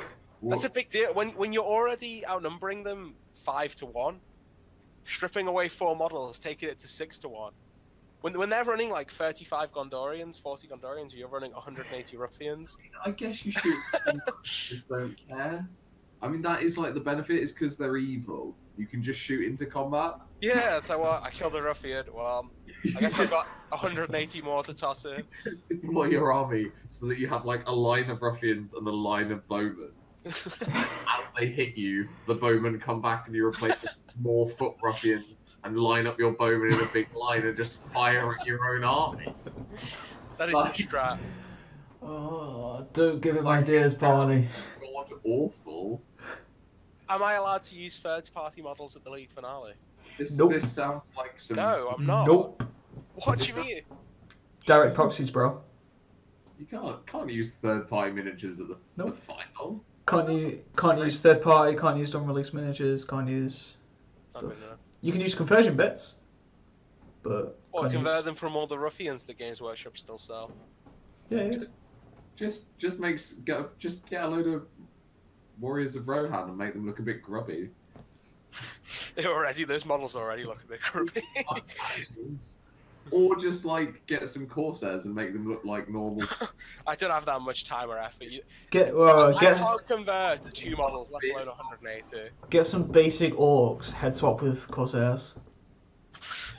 That's what Will did that, right? He did like Did he did like a prison break battle company that was some Lake Town guys that had pilfered orc equipment from a jail that they'd broken out of. That was really cool. Yeah, you could use them as ruffians. They have a knife or a club as their equipment. Stun. Stab, mate. Stab and kill yourself. Yeah. You may as well, actually, because if they lose the fight, they're probably dead anyway. Do you do stab before the opponent rolls to wound? No, you do have to. Okay. End of the combat. I was gonna say, could you... Oh, you called it heroic combat! Yeah. I know! We had this combat, or we had this discussion last night as well. It's like, Oh, really? yeah, because that would just be broken. That'd be so funny. That was always the thing that Tainted used to do, though.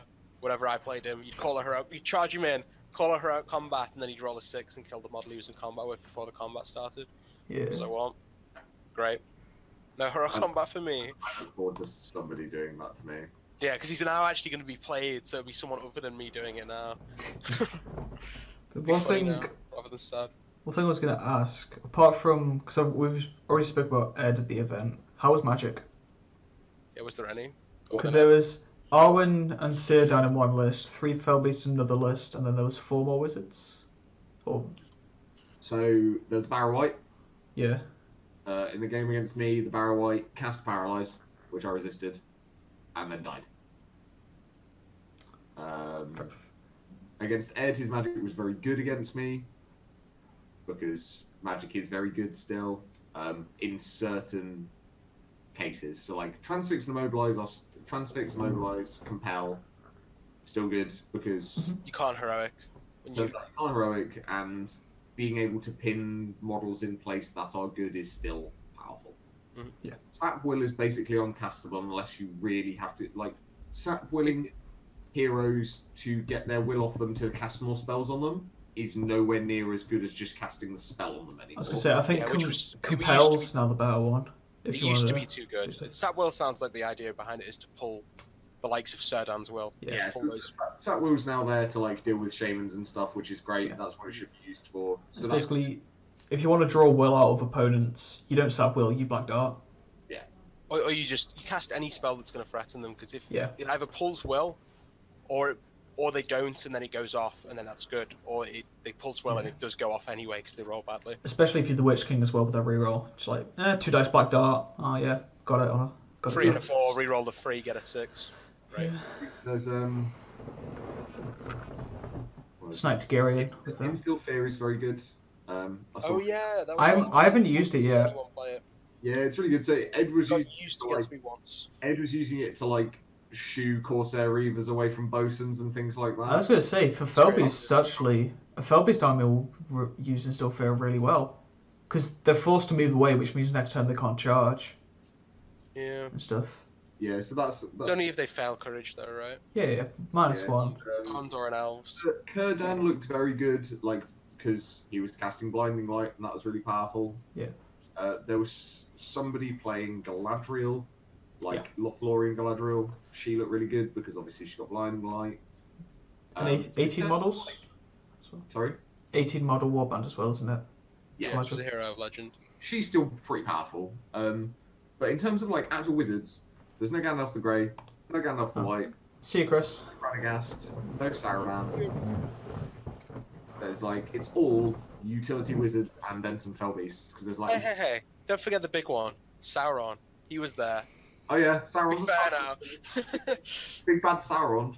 He's actually a really good caster now. Oh, he was in the old edition, but now because pure wizards got like worse. Having a wizard that's also a heavy beat stick is now really funny and good.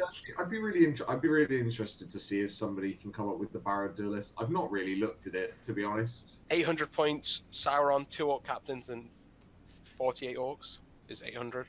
It's not bad. Dale's been playing around with Numenorians as well. Like garbage. That sounds like Really? it just sounds like you're. The thing is, it's like has the Balrog problem, right? Where it's like you're really reliant on Sauron doing all of your work for you. But You it's different. still outnumber most forces at 800, or maybe not in the new edition. 'cause I It's think different to the Balrog for the pure fact of the army bonus, though.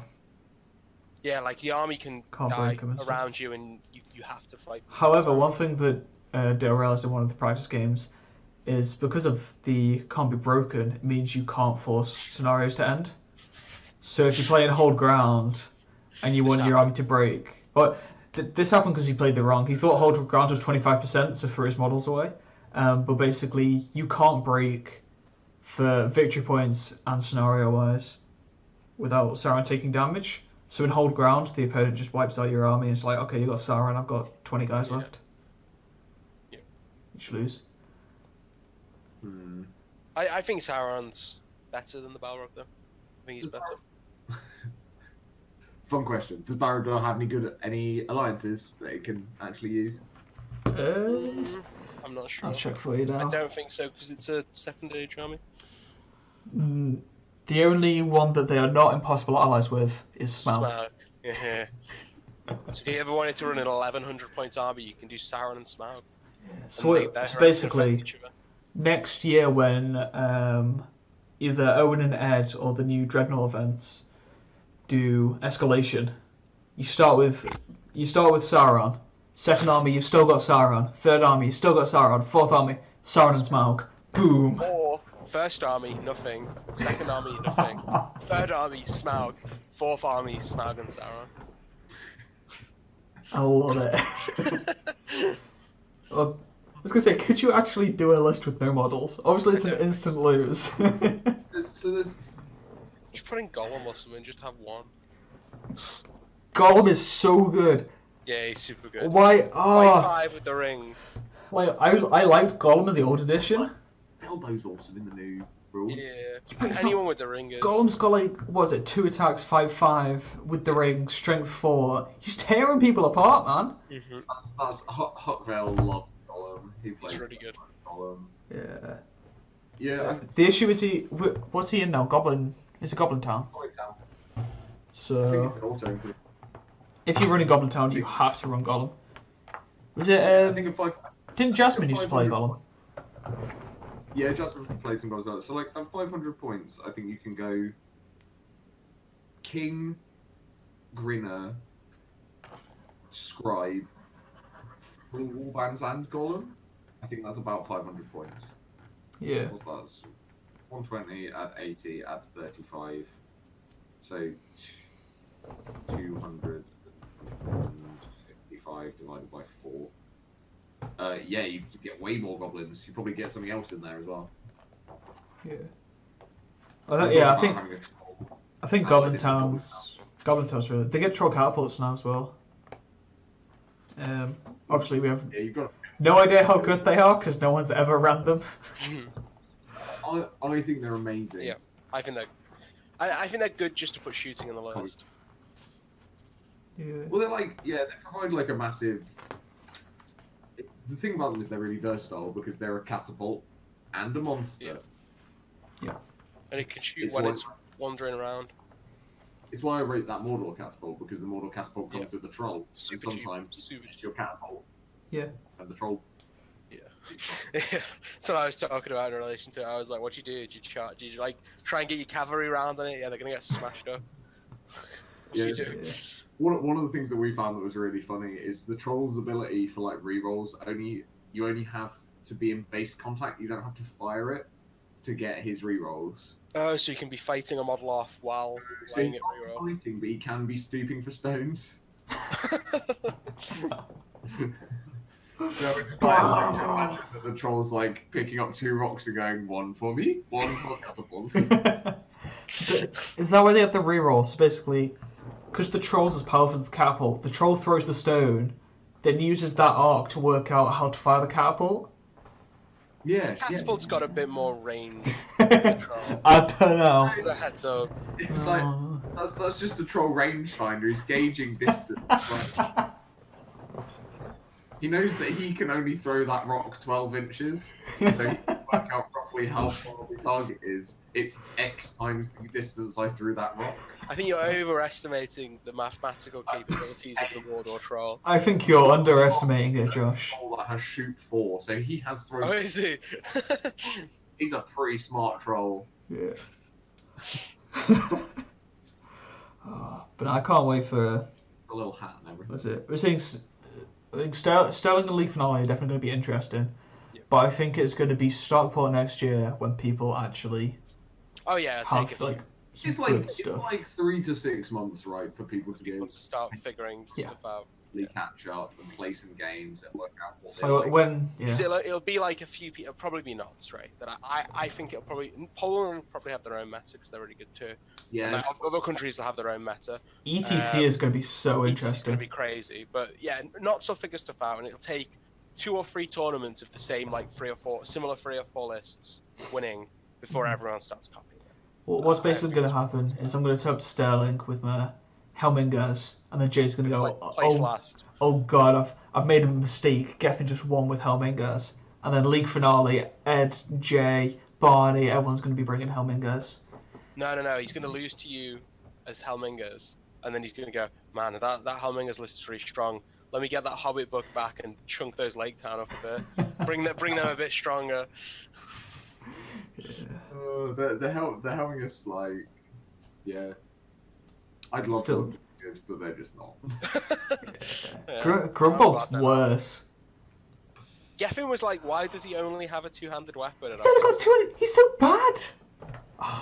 They make He's upset that the dude whose gimmick is to make Rohan stronger can only use a 2-handed weapon. I'm like, it makes sense, really. Like, I don't have a problem with it. I do. He's worse than he was. I think that you're probably the only person that's angry about. He's probably the only person that's read the profile, to be honest. I read it, saw I couldn't put him on a horse, and went, oh, well, that's going. Yeah. But I'm still. I read it to see if I could put him on a horse, and then read to see if I could upgrade my cavalry models with his ability. See, one thing with Helmingers, it's the only upgrade army-wide. Every other upgrade is warband only. Helmingers does not say warband only. It's the entire army. Maybe that was the only thing you did to placate you. Yeah. Okay, so 2 questions that I want to ask. We spoke briefly about the Army of the Dead list. So it's like all mounted Army of the Dead with Aragorn and Halbarad, with Halbarad as the banner. Do you think that list's still okay? No. It's a high points value for what it is. Points, like 800. Yeah. So it's like Halbrand, Aragorn, and 20 Riders of the Dead, I think. no. No. You don't think it's good? You don't think it quite makes the cut? Okay, what about cavalry are significantly better, and those cavalry are even better because they're now defense 6. Yeah, it's defense 6 on the horses, and 8 on the riders. Because there's not a lot of hurl and blast knocking about anymore. Yep. It might be good. The problem, I think, like they're fight 3, right? Yeah. Yeah, that's your problem. My biggest thing is Aragorn and Halbarad just getting shot off the horses, because theirs aren't defense 6. Yeah. Just call heroic accuracy. Fight 3 cav, same with canned. Like, I just don't think they're gonna cut the mustard. Like, I think the one that is closest is those Mahad Raiders. Like, that's probably the only thing that can probably do enough. And that's because they can just randomly kill models as they. Yeah, they can. You can have one that random charges and kills 4. Or the Harad Raiders. Just because Steroids. Harad Raiders with Betrayer could do as well, I think. They only fight 3. What about pure Duna down Rangers then? I was hoping you were going to say Rangers. Rangers are so good. Low army. That was one of the other low army lists. It was Strider on horse, Halbarad, and Range to the North. Oh, is that the under 10? Yeah. Oh, right. The last one. It looked fine. So, It's alright. Looked really boring to play. I wouldn't want to play it. 800 points. Aragorn with armor bow and cloak, and 25 Duna Dane. Oh, really? 25. I'd put Aragorn on a horse. I guess You can do, but you'd lose the cloak and armor because you'd want. Absolutely put Aragorn on a horse. Yeah. You still get armor. Oh no, because cloak's only 5, isn't it? Cloak, armor, and bow is 5. But yes, it's 175 for Aragorn, however you want to kick him out, 25 Dunedain. That's scary. Scary list. It's a pain in the ass to keep track of the map. You know what it's not really good at? Playing the game. Really? Really? I mean, They're all 2 attacks with a might point. Yeah. yeah, but what happens when you play Seize the Prize and your opponent's got a cavalry model and they just pick it up and You shoot them. They don't pick it up. And Yeah, you've got 24 one might bows. And they've all of them you've have got a heroic cavalry- accuracy. You've got a cavalry model too, right? You have Aragorn. If you want to dismount Aragorn, pick up the prize. You could You drop don't a even do that, Dunedain though. and give like 3 or you could drop a Dunedain and give 5 of the Dunedain horses. Range of the North for the horses. That might be Or alright. is it range of the, well, Yeah, because Drop a Dunedain. drop a Dunedain and give like take 2 rangers. Drop like 3 Dunedain and take 2 rangers. On The issue horse, is right? that's 25 points for Dunedain, 40 points for a Ranger and North on horse. Or is it 10 points for the horse? 10 points for the horse. Yeah. The other issue is it's like what happens when you play against the Shadow Lord or Galadriel or Yeah, that's the biggest thing. at 80 points. Like, Yeah, that's the bit. I mean, they're still okay in combat, right? Fight 4, strength 4 with 2 attacks and a might point on every single model in your army. yeah, they're fine. Like I'll be interested to see somebody play it and watch it being played. But like I think for a lot of scenarios they're not that great because they're one of those armies where you can't fight as a block. You have to break up, and so you run the risk of just randomly getting your army picked apart. But at the same time, you can do the. I don't know if you've seen Mikolaj's article on them. You can do the like heroic combat chain. So have like 5 guys near each other, all call heroic combats, and just chain into each other. Yeah, you can do that. That's cool. Because that's like, okay, this guy's got 2 attacks, wins. Okay, 4 attacks in this combat, 4 attacks in this combat, 4 attacks in this combat. You just meant to line. Obviously using a bit of might, but you can just break through. And then you got Aragorn as well. Yeah, I mean Aragorn's obviously really good, and Halbrad's banner is amazing. No, I think it is one of those lists where people are overly exaggerating it and stuff. Yeah, they're overplaying it, Shrub. Yeah. But I think it's definitely playable. I think it's playable. That's what I like about this edition. It's like basically everything is playable. Yeah. I think everything's playable for now until people figure out what the best like 3 or 4 lists are, and then if the Shadow Lord, if Blinding Light effects are in all of the top 3 or 4 lists, then they become not playable, right? So I think that Jay's done a really good job with this edition. I think it's super interesting, and I love the changes, and I love changes happening to the game because I think they make it interesting for people to build around. But I don't think it's like this perfectly.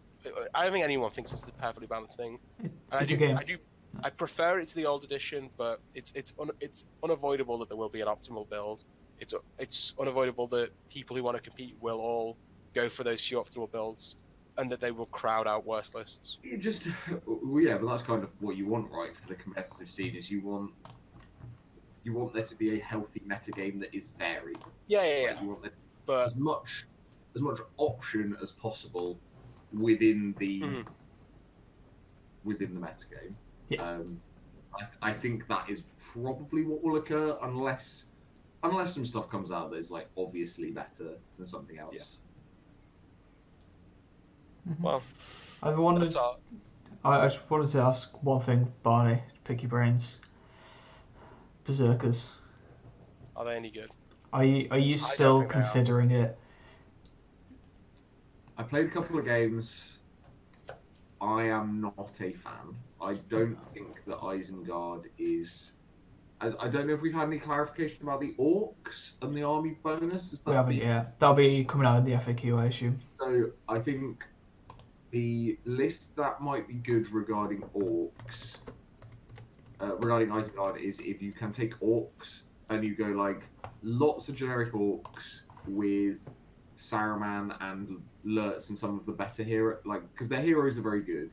Yeah. Because they're all strike heroes with 3 might, and that's great. Except for Frasco. Thryden's really good now as well. So there's definitely some kind of, especially if the breakpoint works for your orcs, there's definitely some kind of min-max list where you take all of the good heroes, some orcs, some spears, and some crossbows, and you just like spam as much as you can whilst getting access to the heroes. You get Wild Riders. I think Wild Riders are really good in this edition. I don't think the basic Urukai are good enough yet. I think like the Shield Urukai is still not good enough. Yeah. I think Ferals are Useless. way worse. They're probably still quite good, but not, I wouldn't say like top tier anymore. I think Berserkers have the potential to be really good. I think you don't take armies of Berserkers. You take an Yeah, definitely not. Isengard army with a couple of Berserkers. I think the units that are potentially problematic in Isengard from a metagame perspective are the Ballista, because I think the Ballista is very good. I think Saruman is very good. Mm-hmm. I think Lurtz is very good. I think Urukai Scouts are very good, and I think the Bomb might be good. If you have Lurtz, competitive unit. That's a cheese though, right? The Lurtz thing. I don't know. If you have Lurtz without don't take Saruman. If you have Lurtz, you've got to take the Bomb. It's so good for what it does. How many points the Bomb? 80. And then, or you'd pay 82 because you want to give the other Urukai Flame and Rounds. So I put the Bomb in like the siege weapon category of like, if the metagame deteriorates to like all heroes with no bows, or lots of monsters, or Felbeast is really good. You know what's really good against those armies? A Bomb. Yeah. Like, or if people start turning up with like 5 Troll Drummers. Yeah. Was I played? I think it has a lot of problematic things. The fact that it has no green alliances means that the army really struggles. Like, I think if you get some variety into it, I am really interested to actually see whether the Urukai bow, like 50% Malherd Raider kind of like scout list is good, because I think that might be really good. Yeah. Like super fast, super skirmishy, quite shooty. You get access to some really good heroes. Oh, you get like three drums in there as well. Yeah. Malherd Raiders, they're the quickest boys. Exactly. They go up to 8 and then move 70 and march go 20. Just shunt 20, like a dozen Urukai scouts 20 inches across the board turn 1. I think there's some potential, and I think if there's some hardcore Isengard fans out there that are like working on a list, you'll eventually find one that's pretty good. Yeah. I personally am having a break because I played them a lot last year, and I'm not interested in playing another year of Isengard. So I'm this year as many good armies as I can physically play. Sure. Yeah. Just 'cause that's what I need to play. I'm currently struggling for Sterling. My good list was like sorted like 2 days after the new book came out. I can't write either lists, especially with stuff I have mainly. What do you have? Berserkers. Berserkers, Wargs, Morannons from the start there, a bunch of Orcs, Mahud. I'd look at like some kind of Gothmog based list. I think that's really good. I'd look at maybe some kind of gun. Oh no, you've got Mahud, not. No, I mean, I look at camels. If you've got enough camels, that might actually be good enough for Sterling. Yeah. I've got 8 camels. That's not enough. That's not enough. That's not like 24. I'll talk to Joe. How many does Joe have? A dozen. Yeah, you just need like a critical mass of those. What are the other things? I did consider like frontline Black Numnorians, backline Morannons with like Shagrat, Gorbag, Witch King, and Garrets. Backline that? Backline Morannons. Okay.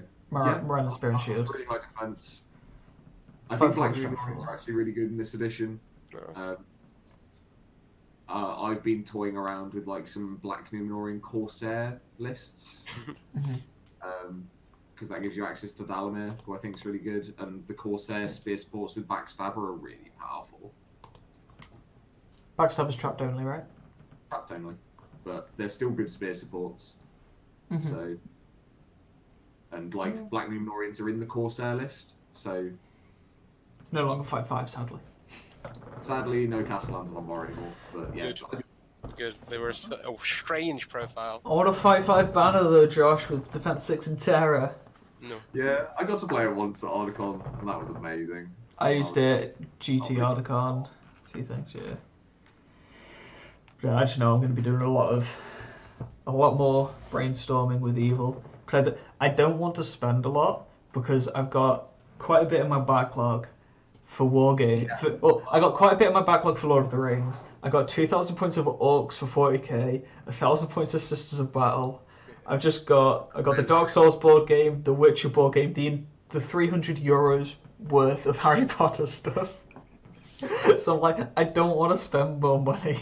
Yeah, that's the thing. Is like my suggestion to people has been, unless you want to like start spaffing the cash out, Yeah. try and work out the best list that you can generate from the things that you already own. And I will probably run Warg Riders with. I think Arnor Warg Riders I think is a list to look at, certainly, because you'll have most of the pieces to that already because it's just generic stuff. Yeah, and then I've got. I need to steal your Tainted, Josh. I don't have that anymore. So. Do you know? No, I sold the Wraithstone. Oh, I'd have to buy a Tainted then. Oh. I'm sorry. Yeah. I'd probably do a Mordor one because buying a Tainted, I don't feel like is going to be a bad investment for the new. No, you're gonna be fine with a Tainted in the new edition. What, Tainted, Gullivar, and then Shaman or Captains?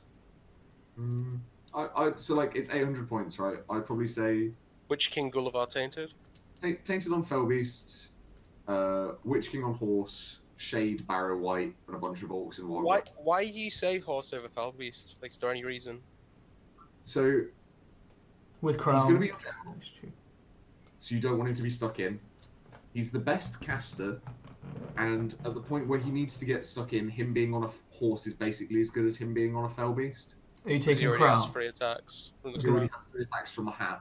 So Yeah. you just want him to be killing generic dudes because then there's less risk that he's going to be taking wounds. He's not like your hero assassin anymore. That's what your Barrow White's for. And I guess with the because Crown's 25, Fellbeast is 50, so you get 5 points of will. You're also struggling for points because you're having to like spread your points out to some more mid-level heroes. So you want to like scrimp on points. I don't think the second Fellbeast is worth over like additional orcs. Sorry about that. It was very loud even for me. Something you ate. If that was his stomach, I'd be worried. Biker gangs driving outside my flat. So, wow, we've been going for like 2 hours now. Yeah. I think. Is there anything else? I was gonna say, is there anything? I think that about covers all of the stuff I wanted to talk about from the tournament. Stuff, yeah. Mostly, I haven't been that. I haven't looked at it that much since the first glance because I've been at uni for the past couple of weeks. I don't really do it when I'm at uni, so. Yeah, so I think there's lots of interesting stuff, and I think what would be it's going to be awesome to see what people come up with for Sterling and see kind of where we get to with that. Yeah, other than that, I'm just going to keep trucking through painting more and more models because. Yeah, it's basically what I'm doing at the moment. I've got a bunch of things just. I think that's the best strat, so you've just got access to more stuff. Yeah, gotta get some high elves painted for Sterling. High elves, filth. Yeah. Everything's filth now. That's the beauty of the new edition. You can call anything you want filth. Flavor filth. Yeah. Oh wait, mine's not flavour. When my all-mounted Rohan list has been described as disgusting, I feel like that's probably some pretty good changes. Whereas, did you see the post? But someone posted about throwing scores. It's like, now the fluff is themed. What is the worst kind of fluff? And it's just like, I mean, it doesn't matter about the fluff. It matters about the person. Damien was like, yeah, this is probably the best state of the game if you're saying that this fluff is broken. You can't tell whether it's fluffy or filthy. Yeah, just take what you want. Like, people complain you've got a shade. You complain they've got Riders of Rohan. OP. Just play whatever you want. Play what you What? have. You complain about my shade. You got strength 4 Riders. What? It's broken. The things that people think are OP now might not be OP in 6 months' time. No. People might figure stuff out, so I wouldn't be too worried about trying to like buy into models. Yeah. Certainly not. Also, Anyway, yeah, I think we'll wrap this up. I imagine we'll probably do another one after Sterling. It's Probably don't want to Sterling because we're both going to Stockport. You're not going to Stockport, are you, Barney? No, not Stockport. I am doing Sterling. Yeah, so we're all going to be at Sterling. So that'll be the big one, and then we can talk about what's changed and what's was there. The biggest things that we noticed. Yeah. So thanks for joining us. Events wise, come back whenever you want to have me. Yeah. It's fun. Yeah, so I think events wise now it's Stockport, Sterling, there's still tickets for both. If anyone's And there's interested. one ticket for Sterling. One ticket. I believe there are still tickets for doubles at Stockport. Yeah. Mhm. Then I think Reading is sold out, Yeah, Reading's been sold out for a while, yeah. and the final is also sold out. Yeah. But the with the final, it's I French think, schools are sold out too, right? And For- so it's yeah, all yeah, sold for out sold out. in less than 12 hours. yeah. The Birmingham one hasn't gone live yet. I don't think. Yeah. I think Liam and Jack are still doing stuff. But yeah, for league finale, if you are interested, be sure to message me because there's only 3 people on the reserves list now, and people need to have paid for tickets by the 10th. Otherwise, all tickets are going to be all reserved tickets will be open to first come, first served. You two both paid, haven't you? Or Yeah, I think I Barney know. has. We're sorting stuff out with you. Yeah. Yeah. Because I don't have PayPal, so Alright, But yeah. awesome. So thanks for Alright, joining, yep. and I'll see you another time. guys Guys, later. I'll see you in Sterling. yeah, see you in Sterling next.